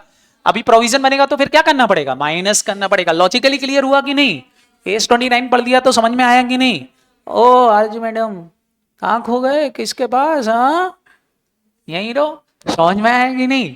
इसके बाद नेक्स्ट आइटम बताओ, नेक्स्ट आइटम फटाफट नेक्स्ट आइटम बताना। उसके बाद ध्यान से सुनना, सेकेंड आइटम आता है आपका लिक्विडेशन एक्सपेंसेस। किसका, फटाफट बोलो, ध्यान रखना, लिक्विडेशन एक्सपेंसेस ऑलवेज टेकन की परचेसिंग कंपनी बियर करेगी। कौन बियर करेगी? तो टेंशन खत्म, क्वेश्चन साइलेंट है तो हमेशा कौन बियर करेगी, परचेसिंग। और परचेसिंग कंपनी बियर कर रही है तो लिक्विडेशन एक्सपेंसेस का कुछ करने की जरूरत नहीं है।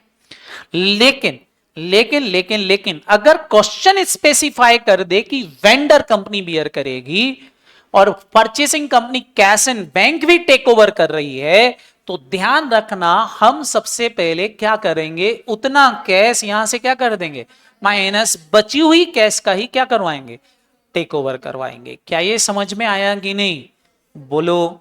अगर कोई असेट्स और लायबिलिटी टेक ओवर नहीं हो रहे हैं तो it should not consider for calculation of PC. आप उस पीसी के कैलकुलेशन में उसको कंसीडर नहीं करोगे। साथ ही साथ स्टैट्यूटरी रिजर्व पीसी के कैलकुलेशन में यूज नहीं करोगे। लेकिन एम्प्लॉय प्रोविडेंट फंड ये क्या है? सारे बच्चे एएस 15 पढ़ चुके हैं, बताओ ये क्या है? ये एम्प्लॉय प्रोविडेंट फंड क्या है? पीवीडीबीओ है, बोलो हाँ है ना? ये सारे बच्चे बताओ ये क्या होती? PVDBO is a contingent liability, provision की एक्चुअल लायबिलिटी? एक्चुअल लायबिलिटी देना पड़ेगा कि नहीं? तो बताओ ये एम्प्लॉय प्रोविडेंट फंड को क्या करोगे? माइनस करेंगे। क्या करना पड़ेगा उसको? माइनस करेंगे। क्या ये सबको याद रहेगा कि नहीं?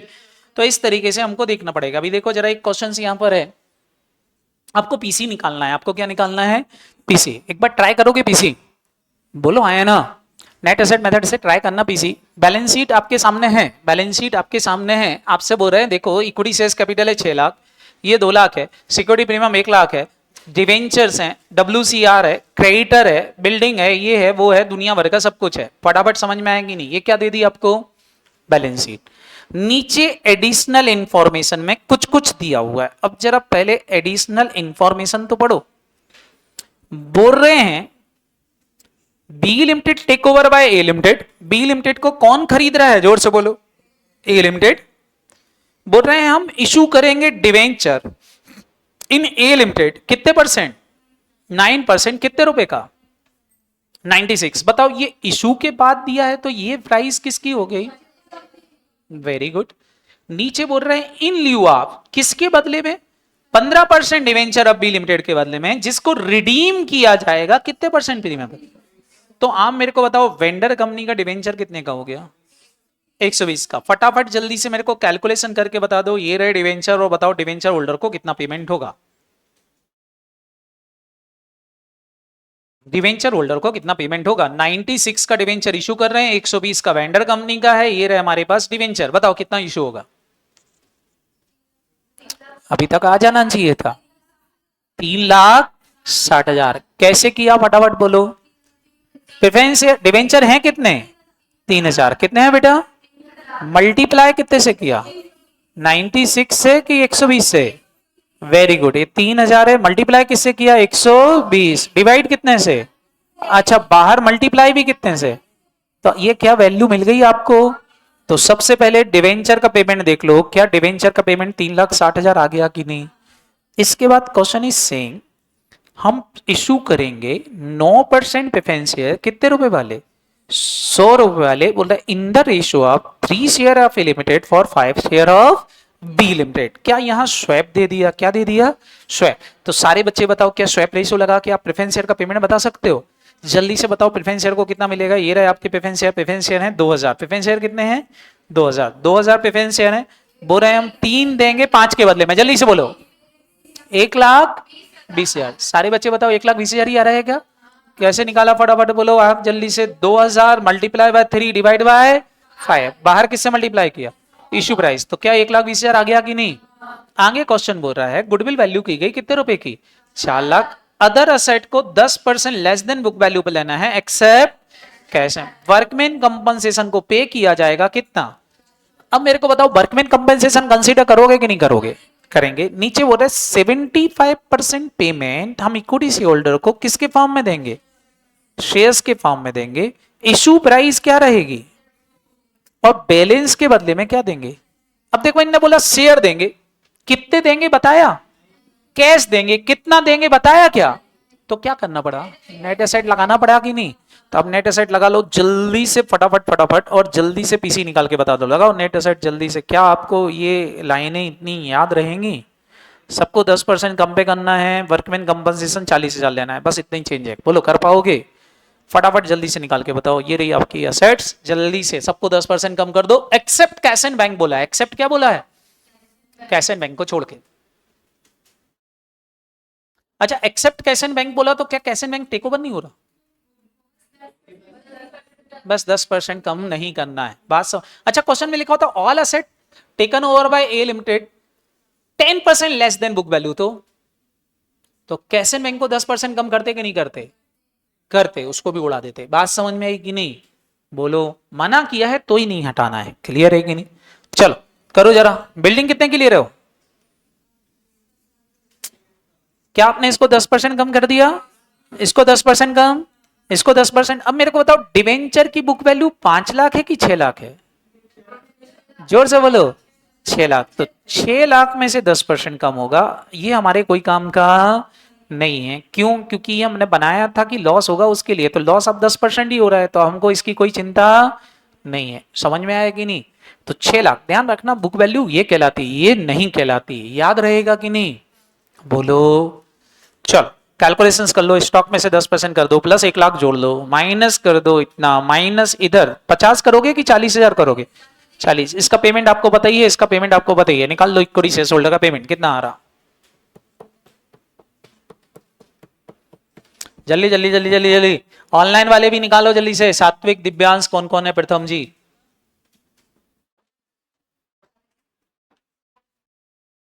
गुडविल, गुडविल कितनी थी? 4 लाख, गुडविल 4 लाख। कितना आया? 19 लाख। चेक कर लो, गुडविल ले ली हमने कितने की? 4 लाख। बिल्डिंग 10% कम कर दी, प्लांट एंड मशीनरी 10% कम कर दी, इन्वेस्टमेंट 10%, डेटा 10% कम कर दी, स्टॉक 10% कम कर दिया, कैश एंड बैंक ले लिया, डिवेंचर, क्रेडिटर और वर्कमैन लायबिलिटी माइनस कर दी। कितना आई? 20 लाख 20,000। 20 लाख 20,000 में प्रेफरेंस शेयर का पेमेंट कितना माइनस कर दिया? इक्विटी शेयर होल्डर को कितना मिल रहा? 19 lakh. 19 lakh is correct answer, clear है कि नहीं? अब क्वेश्चन बोल रहा था 19 लाख का 75% किसके फॉर्म में करेंगे? शेयर, तो 25% कैसा देंगे? चेक। तो ये हमारा शेयर दे रहे हैं, शेयर, एक शेयर क्वेश्चन बोल रहा था 150 का देंगे, तो आपने डिवाइड कर दिया, तो नंबर ऑफ शेयर्स मिल गए कि नहीं? जैसे ही नंबर ऑफ शेयर्स मिल गए मतलब समझ जाओ पीसी कंप्लीट हो गया। बात समझ में आएगी नहीं? अब मेरे को पता चल गया ना, मैं 9,500 शेयर दूंगा 150 रुपए के भाव से, और साथ ही साथ इतने रुपए की कैश दूंगा। बोलो हाँ है ना?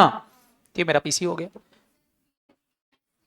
पीएफडीडी कब माइनस करते हैं बेटा? जब पीएफडीडी डेटर के बारे में कुछ नहीं लिखा होता, तो हम फिर पीएफडीडी की बुक वैल्यू क्या मानते? 6 लाख, और ये भी मानते कि 1 लाख रुपए डूब सकता है, तो मार्केट वैल्यू कितनी मानते? 5 लाख। अब मैंने डेटर की मार्केट वैल्यू दे दी, तो फिर पीएफडीडी अपने कोई काम का नहीं है। अगर मैं डेटर की मार्केट वैल्यू नहीं देता तो पीएफडीडी को कंसीडर करते। समझ में आया कि नहीं? जैसे ध्यान से सुनना, अब पीएफडीडी छोड़ो, मैं आपसे बोल रहा हूं ये है प्लांट एंड मशीनरी 5 लाख की, लेस प्रोविजन फॉर डेप्रिसिएशन है 2 लाख, बुक वैल्यू कितनी है? और अब मैं बोलूं कि मार्केट वैल्यू आप प्लांट एंड मशीनरी है 4 लाख, बताओ असेट को कितने पे लोगे? तो क्या ये इसमें 4 लाख में से 2 घटाओगे? अब इससे कोई मतलब नहीं। अगर मैंने मार्केट वैल्यू दे दी तो प्रोविजन मेरे कोई काम का नहीं, मार्केट वैल्यू अगर नहीं दी तो प्रोविजन काम का है। समझ में आया कि नहीं? बोलो पक्का? अगर मैंने खुद बता दिया कि डेटर को 10% कम कर दो तो मार्केट वैल्यू आ जाएगी, तो बस आ गई ना मार्केट वैल्यू, फिर मेरे को कोई मतलब नहीं है कि प्रोविजन कितना बनाया था, तो प्रोविजन को कंसीडर नहीं करते। क्लियर? अच्छा, कई बार क्वेश्चन ऐसा लिख देता है कि ऑल डेटर आर गुड, सारे डेटर अच्छे हैं, तो भी इसका मतलब ये है कि फिर प्रोविजन लेने की जरूरत नहीं है। क्लियर है कि नहीं? तो प्रोविजन कब कब नहीं लोगे? जब डेटर की मार्केट वैल्यू देते हैं, तो प्रोविजन को कंसीडर नहीं, किसी प्रोविजन को नहीं लेना। लेकिन हाँ, अगर मार्केट वैल्यू नहीं दे रखी तो माइनस करने के बाद जो आ रहा वही मार्केट वैल्यू है। समझ में आया कि नहीं? बोलो, किसी को कोई दिक्कत? चल, तो ये हमको ध्यान रखना है, इसी तरीके से अपन कैलकुलेशंस करेंगे। सारे बच्चे बताओ क्या ये पॉइंट सबको समझ में आ गया कि नहीं? ये था हमारा क्या, कौन सी मेथड? फटाफट बोलो। Net asset. कौन सी मेथड? Net asset. अब नेट असेट मेथड में कुछ और इंपॉर्टेंट पॉइंट आते हैं जिनको अपन थोड़ा सा डिस्कशन और कर लेते हैं। नेट असेट मेथड में एक दो पॉइंट और हैं जो आपको काम आएंगे, ध्यान से सुनना ताकि आपको बात क्लियर रहे। पहला, अगर क्वेश्चन में ये लिखा है, अगर क्वेश्चन में ये लिखा है all asset taken over except plant and cash and bank, ध्यान रखना, except plant and cash and bank at 10% less than book value, तो इसका मतलब सारे बच्चे ध्यान रखना, प्लांट और कैश टेक ओवर ही नहीं हो रहा है। समझ में आ रहा कि नहीं? क्या टेक ओवर नहीं कर रहे? ये दोनों टेक ओवर ही नहीं कर रहे हैं, बाकी असेट ले जा रहे हैं, और वो भी कितने पर? और ऐसा लिखा है all asset taken over is 10% less than book value, और फिर उसके बाद एक्सेप्ट प्लान, मतलब ये 10% पहले आ गया और फिर एक्सेप्ट गया। दैट मींस सब कुछ टेक ओवर हो रहा है, केवल ये दोनों चीजें कौन सी वैल्यू पे जा रही हैं?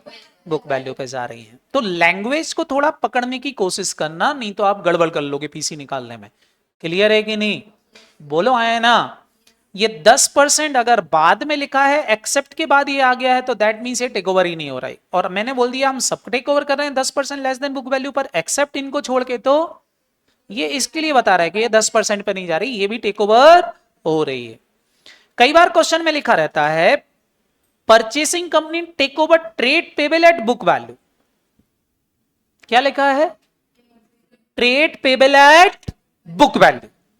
अगर trade payable at book value लिखा है, दैट मींस वो केवल ट्रेड पेबल ही ले रहे हैं, बाकी लाइबिलिटी टेक ओवर नहीं कर रहे हैं। समझ में आया कि नहीं? बोलो, क्या बोला? फटाफट बोलो।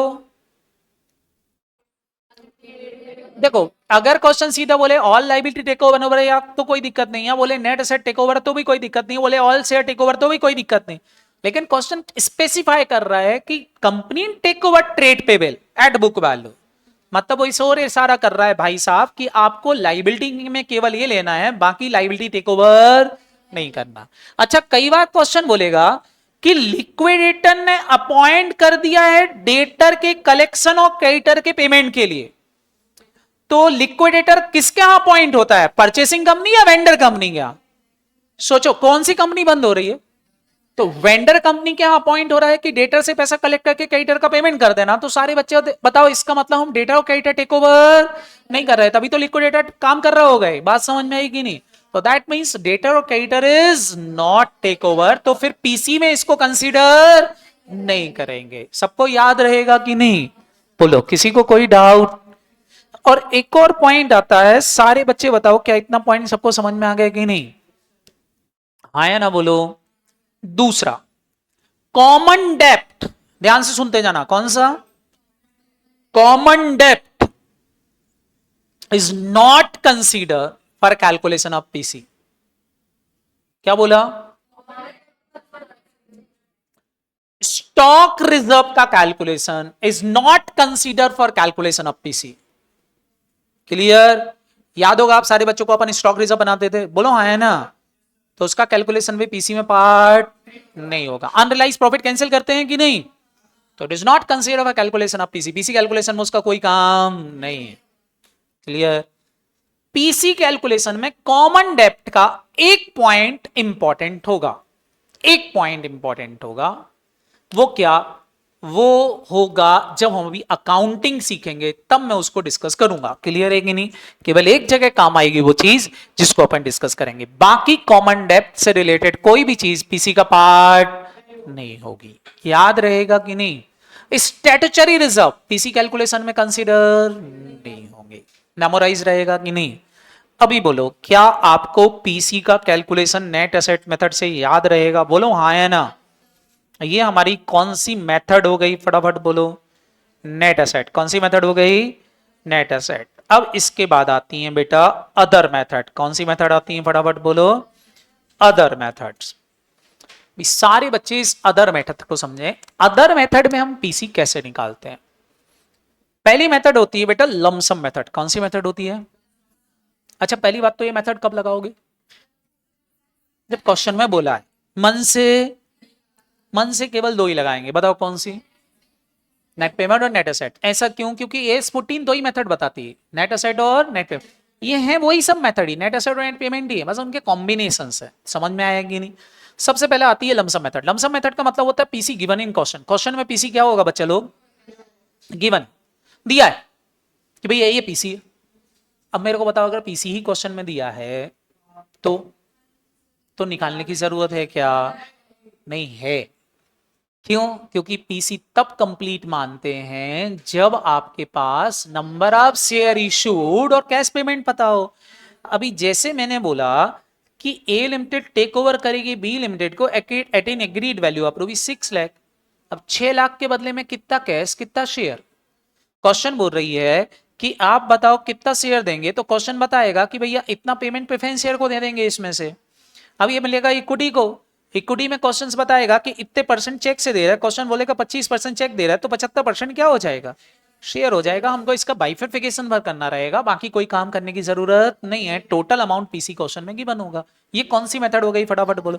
लमसम। जैसे यहाँ देखो क्वेश्चन इज सेइंग कि 1 अप्रैल को कंपनी ने बिजनेस परचेज कर लिया केके लिमिटेड का, कितने रुपए में, तो 8,40,000 पीसी हो गया। अब हो रहा है 25% पेमेंट करेंगे चेक से, तो बताओ 8,40,000 का 25% कर दिया, 2,10,000 हमारा क्या हो गया, चेक पेमेंट हो गया। तो शेयर्स कितने के देंगे, 6 लाख। और कैसे इशू कर रहा है, बोले 10 रुपए का शेयर है, 40% प्रीमियम पे इशू करेंगे। सारे बच्चे बताओ एक शेयर 14 रुपए में देंगे, तो 14 रुपए से डिवाइड कर दोगे तो बताओ कितना आ गया, 45,000 हमारा शेयर आ गया। हमको जब तक ये नंबर ऑफ शेयर्स नहीं मिल जाते तब तक पीसी हमारा कंप्लीट नहीं होता। समझ में आया कि नहीं, बोलो। ये कौन सी मेथड हो गई, लमसम। अब मोस्ट इंपॉर्टेंट मेथड आती है कौन सी, फटाफट बोलो, intrinsic value method. Intrinsic value method आपको तभी लगाना है जब क्वेश्चन बोले, नहीं तो लगाने की जरूरत नहीं है। अब इंट्रिंसिक वैल्यू मेथड क्या है, it is a combination of net asset and net payment method. दोनों का क्या है, फटाफट बोलो, कॉम्बिनेशन। हम क्या करेंगे, पहले परचेसिंग कंपनी वेंडर कंपनी दोनों की शेयर की वैल्यू निकाल लेंगे। क्या निकाल लेंगे, दोनों की शेयर की। अब मेरे को बताओ अगर दोनों की शेयर की वैल्यू मिल गई तो स्वैप लगा सकते हो कि नहीं, आप इससे बोल रहा हूं। स्वैप लगाने के लिए क्या चाहिए, दोनों की वैल्यू चाहिए, बताओ किस किस की। तो अगर मैं वेंडर कंपनी और परचेसिंग कंपनी की वैल्यू निकाल लूं शेयर की, तो स्वैप लगा के पीसी निकाल सकते हो कि नहीं। तो इंट्रिंसिक वैल्यू में हमको पहले क्या निकालना पड़ेगी, net asset. Net asset method कैसे लगेगी, हम सारी एसेट में से सारी लायबिलिटी क्या कर देंगे। यहां ध्यान रखना, जो एसेट टेक ओवर नहीं हो रही वो भी माइनस होंगी, वो भी कंसीडर की जाएंगी। यहां आपको सब लेना है, ऑल एसेट। क्या लेना है, फटाफट बोलो, ऑल एसेट। और क्या लेना है, फटाफट बताएंगे, ऑल लायबिलिटी इंक्लूडिंग गुडविल। किसकी, परचेसिंग कंपनी की भी। और यहां ध्यान रखना, वो नहीं लेना है आपको जो टेक ओवर हो रही, यहां पर सारी असेट और सारी लायबिलिटी, क्योंकि हम शेयर की वैल्यू निकाल रहे हैं। तो सारी असेट की वैल्यू ले लेंगे, सारी लायबिलिटी माइनस कर देंगे, डिबेंचर पेमेंट माइनस कर देंगे, तो हमारे पास नेट असेट आ गई। नेट असेट में से प्रेफरेंस शेयर होल्डर को जो देना वो क्या कर देंगे, माइनस। तो हमारे पास इक्विटी शेयर होल्डर का पेमेंट आ गया। इक्विटी शेयर होल्डर का जो पेमेंट आया उसको डिवाइड कर देंगे नंबर ऑफ शेयर से। तो सारे बच्चे बताओ, मेरे को ये पता चल जाएगा एक शेयर होल्डर को कितना मिल रहा, बोलो है ना। अब बताओ क्या आपके पास वैल्यू आ गई, इस वैल्यू, जो वैल्यू आई है बेटा, इसी वैल्यू को क्या बोलते हैं, इंट्रिंसिक वैल्यू। और जो इंट्रिंसिक वैल्यू आई तो आप स्वैप लगा सकते हो कि नहीं, स्वैप लगा के पीसी निकाल दो, काम खत्म हो गई। ये कौन सी मेथड हो गई, अभी बताओ। इंट्रिंसिक वैल्यू मेथड में कोई दिक्कत है क्या, जैसे अब इंट्रिंसिक वैल्यू मेथड में कई बार होता है वो स्वैप दे देते हैं। क्या दे देते हैं, फटाफट बोलो, स्वैप। स्वैप कैसे दे देंगे, नंबर में बोलेंगे 4 के बदले में 5 शेयर दे रहा है, 5 के बदले में 6 दे रहा है, वो दे देंगे। लेकिन साथ ही साथ बोलेंगे नेसेसरी कैश भी देंगे, अरे हाँ है ना। और बोलेंगे देखो आपको इंट्रिंसिक वैल्यू निकाल के क्वेश्चन सॉल्व करना है, तो सबसे पहला धर्म कर्म क्या होगा, इंट्रिंसिक वैल्यू निकालो। बोला है इसलिए निकाल रहे, बोलो हाँ है ना। फिर स्वैप लगा के शेयर्स पता कर लेना, बची हुई वैल्यू का क्या हो जाएगा, कैश हो जाएगा। जैसे देखो जरा यहां पर एक क्वेश्चंस मैं आपको करवाता हूं, फटाफट फटाफट देखो। हमारे पास एक वेंडर कंपनी है और एक कौन सी कंपनी है, परचेसिंग। वेंडर कंपनी हो गई बी लिमिटेड, परचेसिंग कंपनी क्या हो गई, ए लिमिटेड। आपके पास बैलेंस शीट दी हुई है, क्लियर है कि नहीं। नीचे क्वेश्चन इज सेइंग कि बी लिमिटेड टेक ओवर हो रही है किसके द्वारा, नीचे बोल रहे हैं to issue 9% preference share 20% premium पर। पहले तो बताओ 20% प्रीमियम पे इशू करेंगे, तो एक इशू के बाद लिखा है, बताओ कौन सी कंपनी हो गई, परचेसिंग कंपनी का प्रेफरेंस शेयर कितने का हो गया, 120 का। और बोल रहा है कितने इशू करेंगे, बोले 4 देंगे, कितने के बदले में, 5 के बदले में। क्या हम प्रेफरेंस शेयर का पेमेंट निकाल सकते हैं, निकालना जरा, प्रेफरेंस शेयर का पेमेंट कितना मिलेगा, ये रहा 1,00,100 रुपए का एक शेयर है। बताओ नंबर कितने हो गए, 1000 नंबर हो गए 1000। क्या करोगे, 1000 multiply by 4 divide by 5 bar multiply कितने से, बोलो वैल्यू कितनी आई, 96,000। क्या 96,000 आ गई कि नहीं, ये हमारे प्रेफरेंस शेयर का पेमेंट आ गया। बताओ किसी को कोई दिक्कत, अरे बोल रहे डिवेंचर होल्डर को रिडीम करेंगे 10% प्रीमियम पर, तो वेंडर कंपनी की डिवेंचर की वैल्यू हो गई 110 by issuing 6% preference new debenture कितने रुपए वाला, तो ये परचेसिंग कंपनी की हो गई। जल्दी से डिवेंचर का पेमेंट बता दो। डिवेंचर है हमारे पास 3000, तो 3000 मल्टीप्लाई बाई 110 डिवाइड बाई 100, बाहर मल्टीप्लाई कितने से कर दो 100 से, बताओ कितना आ गया। हाँ बेटा 3,30,000 आ गया कि नहीं, ये डिवेंचर का पेमेंट आ गया। अब आगे बोल रहे हैं कि गुडविल वैल्यू की गई इतने इतने की, फिक्स असेट वैल्यू की गई इतने इतने की। अब बोल रहे equity share holder both the companies are requisite adjustment of right both the companies in according with the, क्या इनने खुद बोला इंट्रिंसिक वैल्यू निकालना है, तो पहले हम इंट्रिंसिक वैल्यू निकाल लें। इंट्रिंसिक वैल्यू कैसे निकालेंगे बताओ, क्या करेंगे, सारी असेट ले ली, बोलो हाँ है ना, इंक्लूडिंग गुडविल, कौन सी वैल्यू पर, बुक वैल्यू या मार्केट वैल्यू, जिनकी मार्केट वैल्यू दे रखी वो ले ली, जिनकी मार्केट वैल्यू गिवन नहीं थी तो बुक वैल्यू ले ली, उसमें से माइनस कर दी सारी, तो ये हमारी नेट एसेट आ गई। अब क्या करोगे सारे बच्चे बताओ, नेट एसेट आ गई, अब क्या करोगे, इसमें प्रेफरेंस होल्डर के पेमेंट क्या कर दिए, तो हमारे पास इक्विटी से होल्डर फंड आ गया, इसको हमने डिवाइड कर दिया दोनों कंपनी के नंबर ऑफ शेयर से, तो हमारे पास क्या आ गई, इंट्रिंसिक वैल्यू पर शेयर आ गई कि नहीं। अब सारे बच्चे बताओ ये जो इंट्रिंसिक वैल्यू पर शेयर आई, क्या इसकी हेल्प से हम स्वैप लगा सकते हैं कि नहीं, बस इससे हमने स्वैप लगा दिया, इक्विटी शेयर्स पर ये लगा दिया स्वैप, तो स्वैप लगा दिया तो हमारे क्या आ गए, फटाफट बोलो, वैल्यू जितने के शेयर देंगे, फ्रैक्शन आ रहा था तो फ्रैक्शन के बदले में क्या दे दी, जोर से बोलो, कैश दे दी, हमारा पीसी आ गया। बोलो किसी को कोई दिक्कत, हाँ या ना, पक्का, अरे कोई बोल ही नहीं रहा, नहीं आया समझ में, कर लोगे। एक और पॉइंट बनता है जिसमें हमको नेसेसरी कैश भी निकालना पड़ती है, क्या निकालना पड़ती है, necessary cash with intrinsic value, clear. अब इसमें भी देखो जैसे एक्स लिमिटेड है और कौन है, वाई लिमिटेड, बोल रहा है the holder of 3 share of X limited to receive 5 share in Y limited. अब देखो इस क्वेश्चन को जरा ध्यान से सुनो, कितने शेयर इशू करेंगे, नहीं 3 शेयर, 3 शेयर के बदले में कितने मिलेंगे, 5 शेयर रिसीव होंगे कि नहीं। अभी आप मेरे को बताओ 5 शेयर मिलेंगे कितने रुपए वाले, वैल्यू बताइए, तो क्या ये स्वैप कंप्लीट हो रहा है, ये तो बताया शेयर देंगे लेकिन कितने रुपए वाले वो बताया क्या, स्वैप कंप्लीट हुआ क्या। साथ ही साथ बोल रहे हैं एस मच कैश भी देंगे नेसेसरी। अब बताओ नेट असेट मेथड लगाना पड़ेगी कि नहीं, हम तो नेट असेट लगाते, असेट माइनस लायबिलिटी करते, बोलो हाँ है ना, लेकिन फंस जाते हैं हम कहां पर, शेयर की वैल्यू नहीं दी। तो अब बताओ शेयर की वैल्यू के बिना मैं स्वैप लगा ही नहीं पाऊंगा, और स्वैप तो लगाना है, तो शेयर की वैल्यू कैसे निकालूंगा, इंट्रिंसिक। अब देखा जाए तो ये क्वेश्चन इंट्रिंसिक के बिना सॉल्व हो ही नहीं सकता, फिर भी तुम चूंकि सीए इंटर में हो इसलिए क्वेश्चन खुद ही बोल देता है कि भैया इस पे आपको क्या लगाना है, जोर से बोलो, इंट्रिंसिक वैल्यू निकालना है, क्वेश्चन ने खुद बोल दिया।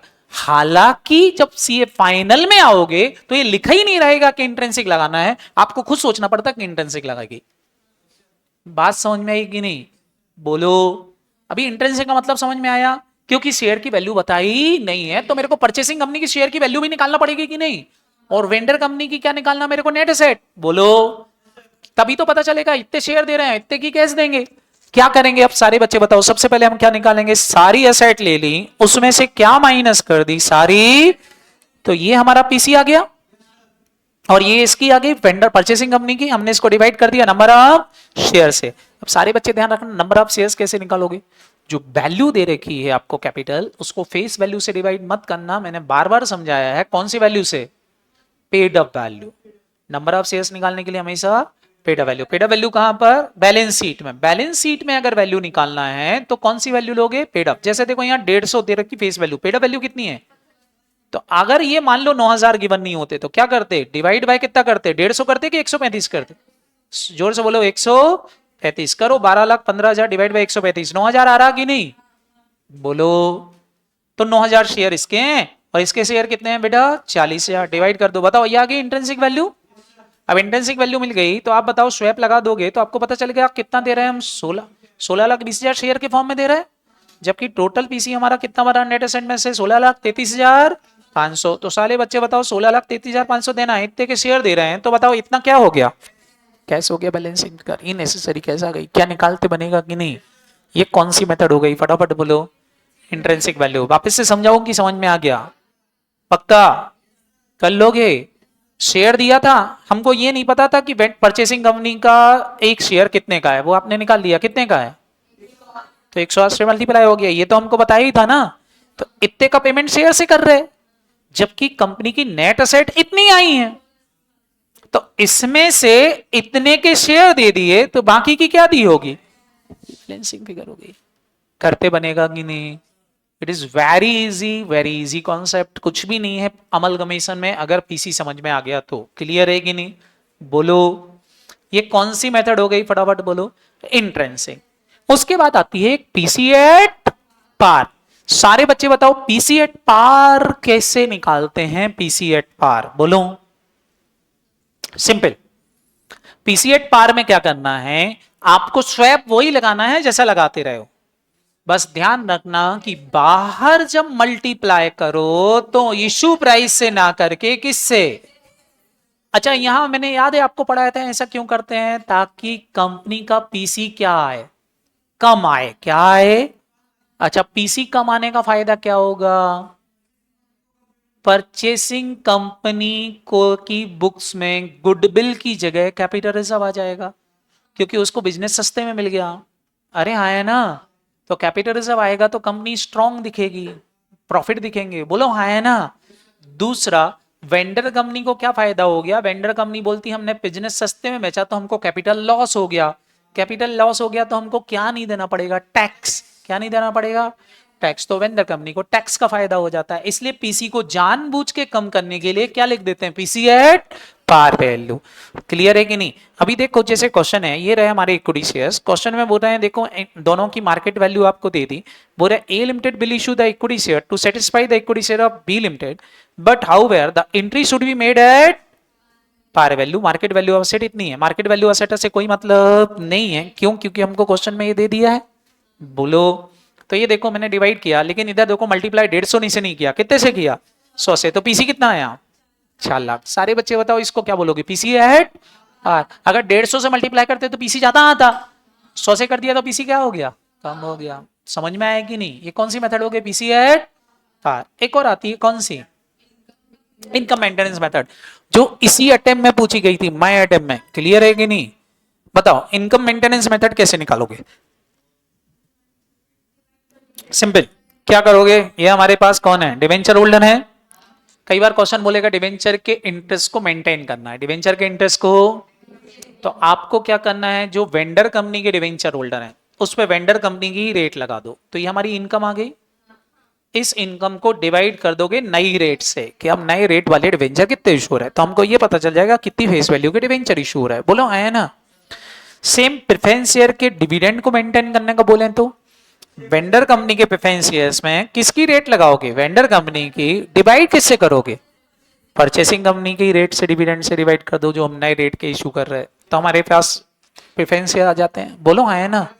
सेम क्वेश्चन बोलेगा इक्विटी शेयर होल्डर के लिए, तो क्या करोगे, इक्विटी शेयर होल्डर को नेट एसेट पे इनकम मिलती है, तो हम पहले नेट एसेट निकालेंगे, नेट एसेट पे यील्ड लगा देंगे, मतलब उसका रिटर्न लगा देंगे, किसका, वेंडर कंपनी का, और जो परचेसिंग कंपनी का रिटर्न है उससे क्या कर दोगे, डिवाइड, तो आपको पता चल जाएगा इक्विटी शेयर होल्डर को कितना मिलेगा। क्लियर है कि नहीं?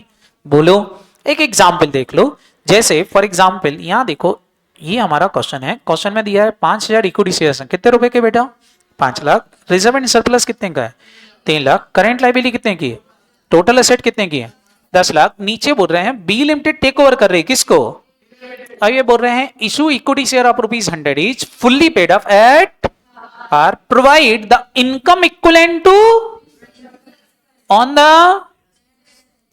जबकि मार्केट वैल्यू ऑफ एसेट कितनी है। अभी सारे बच्चे बताओ, सबसे पहले आपको क्वेश्चन में क्या करना पड़ेगा, जल्दी से बताओ, सुना ही नहीं दिया। कौन सी कंपनी की नेट एसेट, वेंडर। कौन सी कंपनी की, वेंडर कंपनी की नेट एसेट पे रेट लगाओगे 20%, तो आपको इनकम पता चलेगी कि वेंडर कंपनी के इक्विटी शेयर होल्डर को कितनी इनकम मिलना चाहिए। बोलो हाँ है ना। निकाल लो, कैसे निकालोगे, फटाफट बोलो। एसेट थी 10, यहां कितने की हो गई, तो क्या करोगे, 12 माइनस 2 कितना आया, 10 लाख। 10 लाख का कितना कमाना था, 20%, कितना हुआ, 2 लाख। 2 लाख को अब बोल रहे हैं ए लिमिटेड कितना रिटर्न देगी, 25, तो 2 लाख को डिवाइड कर दो 25% से, कितना, तो हमको पता चल गया वैल्यू ऑफ इक्विटीज में कितने इशू होंगे, 8 लाख। और मान लो एक शेयर 100 का है, तो बताओ नंबर ऑफ इक्विटी शेयर्स कितने हैं? 8,000। बस हमारा पीसी आ गया। बोलो किसी को कोई दिक्कत? करते बनेगा कि नहीं? ये कौन सी मेथड है? Income maintenance method. ये मेथड आज तक नहीं पूछी गई है। कौन सी मेथड? P ratio. कभी आ जाए तो कर देना। अगर क्वेश्चन में पी रेशो दिया है तो आपने एफएम के अंदर पढ़ा होगा। क्या पढ़ा था? फटाफट बोलो। पी रेशो का फॉर्मूला होता है प्राइस अपॉन अर्निंग। होता है कि नहीं? पी का मतलब प्राइस, ई का मतलब अर्निंग। तो एमपीएस अपॉन ईपीएस होता है। अब क्या करो? फटाफट बोलो। मेरे को तो एमपीएस चाहिए, तो क्या करोगे? पी रेशो में ईपीएस का मल्टीप्लाई कर दोगे तो क्या आ जाएगा? अब दोनों के एमपीएस आ गए तो स्वैप लग जाएगा कि नहीं? स्वैप लग गया, फिर पीसी आ जाएगा, कोई दिक्कत ही नहीं आएगी। बोलो किसी को कोई दिक्कत? ये थी कौन सी मेथड? फटाफट बोलो। P ratio. देखो यहाँ एक क्वेश्चन दे रखा, जैसे इसके नंबर ऑफ शेयर्स इतने हैं, इसके नंबर ऑफ शेयर्स इतने हैं, ईपीएस ये दे रखा, पी रेशो दे रखा है। सारे बच्चे बताओ इन दोनों का क्या कर दूं? तो क्या एमपीएस आ गया? अब एमपीएस आ गया तो बताओ क्या हम लगा के आराम से कैलकुलेशंस कर सकते हैं? बोलो। पीसी हो गया। अब बताओ क्या आपको पीसी कैलकुलेशन समझ में आ गया? बोलो हाँ है ना? क्लियर हुआ? अब आती है इसके बाद अकाउंटिंग। क्या आती है? फटाफट बोलो। अभी सबसे पहले अकाउंटिंग करते समय सबसे पहले आपको क्या सोचना रहेगा? फटाफट बोलो कि आपको कौन सी मेथड से अकाउंटिंग करना है, मर्जर से या परचेज से? बोलो हाँ है ना? मर्जर की कई बार एग्जाम में थ्योरी पूछ लेते हैं कि क्या कंडीशन है मर्जर होने की। तो कितनी कंडीशन बताई थी? 5। कितनी कंडीशन बताई थी? 5। कंडीशन नंबर 1 मर्जर होने के लिए, all asset and liability take over. दूसरा, रिकॉर्डेड एट बुक वैल्यू, सारी एसेट लायबिलिटी बुक वैल्यू पे रिकॉर्ड होंगी। तीसरा, पीसी का पेमेंट केवल और केवल किस में होना चाहिए? शेयर्स। तीसरी, सेम बिजनेस कंटिन्यू करने का क्या होना चाहिए? इंटेंशन। और 90% शेयर होल्डर एग्री होना चाहिए किस बात के लिए? क्यों मर्जर करने को तैयार। समझ में आ रहा कि नहीं? कितने परसेंट? जो डिसेंडिंग होंगे उनको आप कैश दे सकते हो। सेम। सारे बच्चे ध्यान से समझना। आप बुक वैल्यू चेंज नहीं कर सकते, लेकिन अगर अकाउंटिंग पॉलिसी चेंज हो रही थी उसके कारण से बुक वैल्यू चेंज करते हो तो चेंज कर सकते हो। बेटा यहाँ नहीं, क्लास में पास में क्लियर है कि नहीं? तो आप चेंज कर सकते हो, नहीं तो चेंज नहीं कर सकते। मेमोराइज रहेगा कि नहीं? बोलो हाँ है ना? तो हम चेंज कर सकते, नहीं तो चेंज नहीं कर सकते। तो यही हमारा यहाँ पर बोला गया है कि भैया सारी एसेट लायबिलिटी ट्रांसफर होने चाहिए, 90% शेयर होल्डर एग्री होना चाहिए, परचेज कंसिडरेशन पीसी में होना चाहिए, सेम बिजनेस कंटिन्यू करने का इंटेंशन होना चाहिए, रिकॉर्डिंग सारी एसेट और लायबिलिटी की कौन सी वैल्यू पर होना चाहिए? बुक वैल्यू पर होना चाहिए। अगर ये कंडीशंस पूरी होती हैं तो बताओ हमारी मेथड कौन सी हो जाएगी? जोर से बोलो। मर्जर। नहीं तो कौन सी मेथड होगी? अब दोनों में फर्क क्या बैठेगा? दोनों में फर्क इतना है, ध्यान से सुनना, एक सिंपल सा फर्क है। परचेज मेथड में बैलेंसिंग फिगर गुडविल या कैपिटल रिजर्व होता है। बोलो। मर्जर मतलब समझ में आता है आपको? मर्जर का मतलब होता है मैंने धंधा खरीदा ही नहीं है, हम दोनों मिलके काम कर रहे हैं। बोलो हाँ है ना? हम जन्म जन्म के साथी हैं। खरीदा, हमने कोई दहेज महेज नहीं लिया, हम आराम से मिलकर के काम करेंगे। बोलो हाँ है ना? तो फिर सारे बच्चे बताओ, अगर मिलके काम करोगे तो गुडविल आना चाहिए क्या? तो गुडविल आएगी नहीं। आप सारी एसेट बुक्स वैल्यू पर रिकॉर्ड कर लो, सारी लायबिलिटी बुक वैल्यू पर रिकॉर्ड कर लो, इंक्लूडिंग रिजर्व एंड सरप्लस। अब जब रिजर्व एंड सरप्लस भी रिकॉर्ड कर लोगे, ये भी रिकॉर्ड कर लोगे, तो पीसी लिखोगे तो डिफरेंस आएगा। वो डिफरेंस एडजस्ट कर दोगे किससे? Reserve and surplus. अब उसका रूल है, रिजर्व एंड सरप्लस से जब एडजस्ट करोगे तो सबसे पहले कैपिटल रिजर्व एडजस्ट करोगे। सबसे पहले क्या एडजस्ट करोगे? Capital reserve. अगर कैपिटल रिजर्व है तो, कैपिटल रिजर्व अवेलेबल नहीं है तो जनरल रिजर्व, और जनरल रिजर्व भी अवेलेबल नहीं है तो पीएनएल। सब पीएनएल भी नहीं है तो चिंता मत करो, वेंडर कंपनी में पीएनएल होगा, क्योंकि अल्टीमेटली वहां जाके, सॉरी परचेसिंग कंपनी में होगा। परचेसिंग कंपनी में रिजर्व होंगे कि नहीं होंगे? तो वहां से नेट हो जाएगा, तुमको चिंता करने की जरूरत नहीं। उसको नेगेटिव लिख देना। क्या लिख देना? नेगेटिव। पीएनएल को डेबिट में लिख देना, कोई फर्क नहीं पड़ता। सबको याद रहेगा कि नहीं? बोलो। तो अब एंट्रियां आप सारे बच्चों को आती है। पहली एंट्री क्या होगी? सारे बच्चे जल्दी से बता दो। Business purchase account debit to liquidator, कौन सी वैल्यू से? चाहे ये वाली मेथड हो चाहे ये वाली मेथड हो, दोनों में सेम एंट्री होती है। यहां क्या होगा बताओ, यहां हम सारी असेट रिकॉर्ड करेंगे, यहां केवल वो लिखेंगे जो टेक ओवर करी है, बोलो है ना। यहां एग्रीड वैल्यू पर लिखेंगे, यहां पर बुक वैल्यू पर लिखेंगे, यहां सारी लाइबिलिटी लिखेंगे, बोलो हाँ है ना।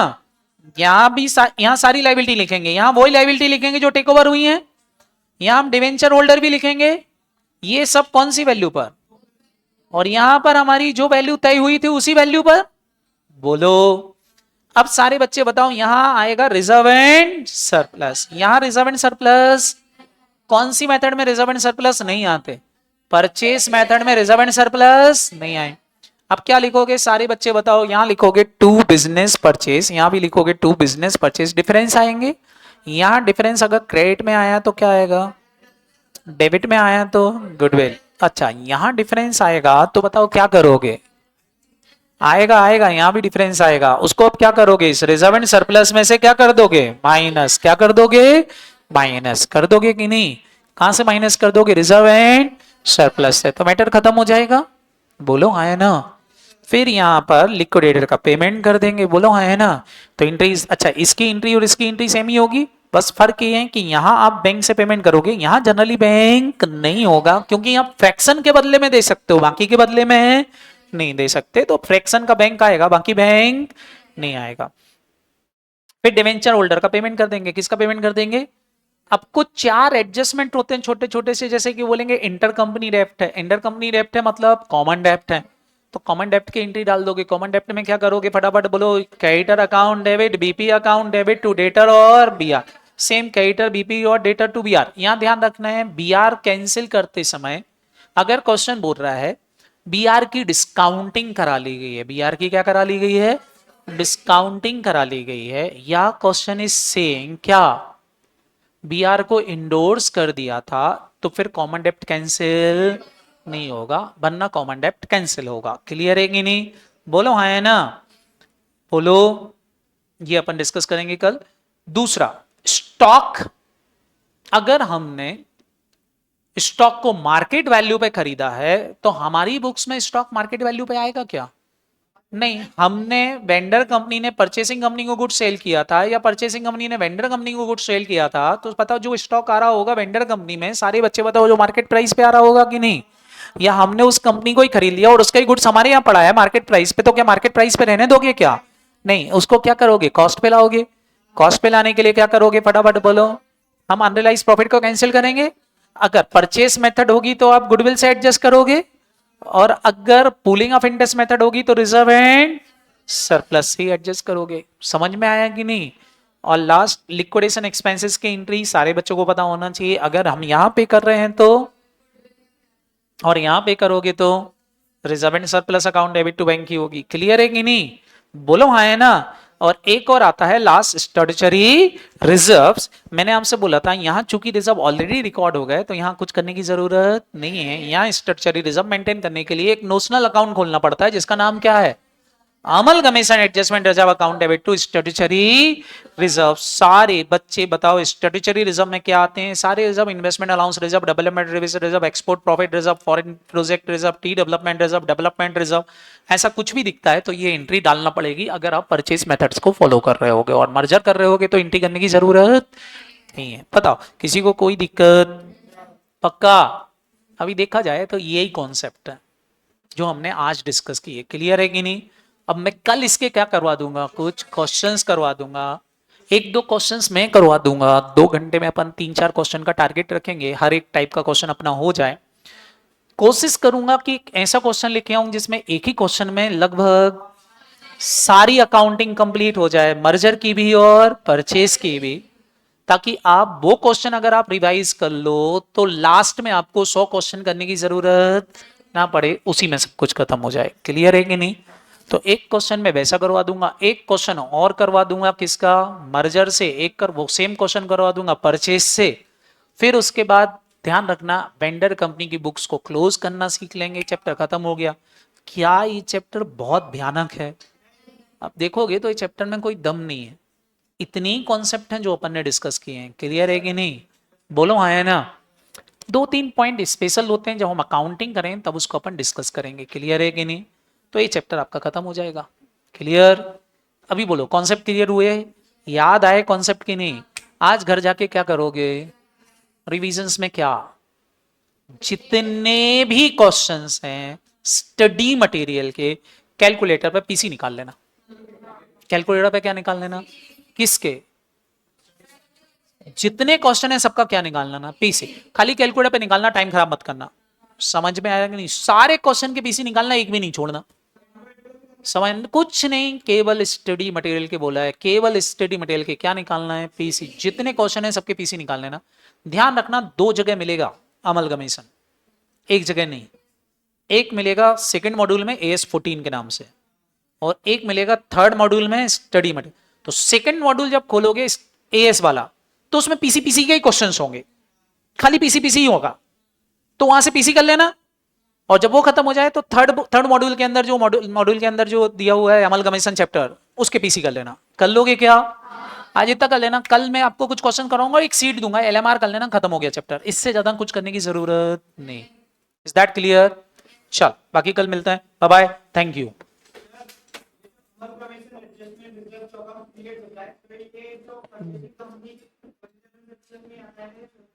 माइनस होके नेट होके जीरो दिखेगा, कुछ भी नहीं होगा।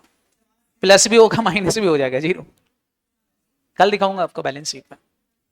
चल, bye bye, thank you. Tax इधर ही लगवा दूं, वहां लगेगी? यहीं बैठ जाओ, यहीं बैठ जाओ, यहीं बैठ जाओ।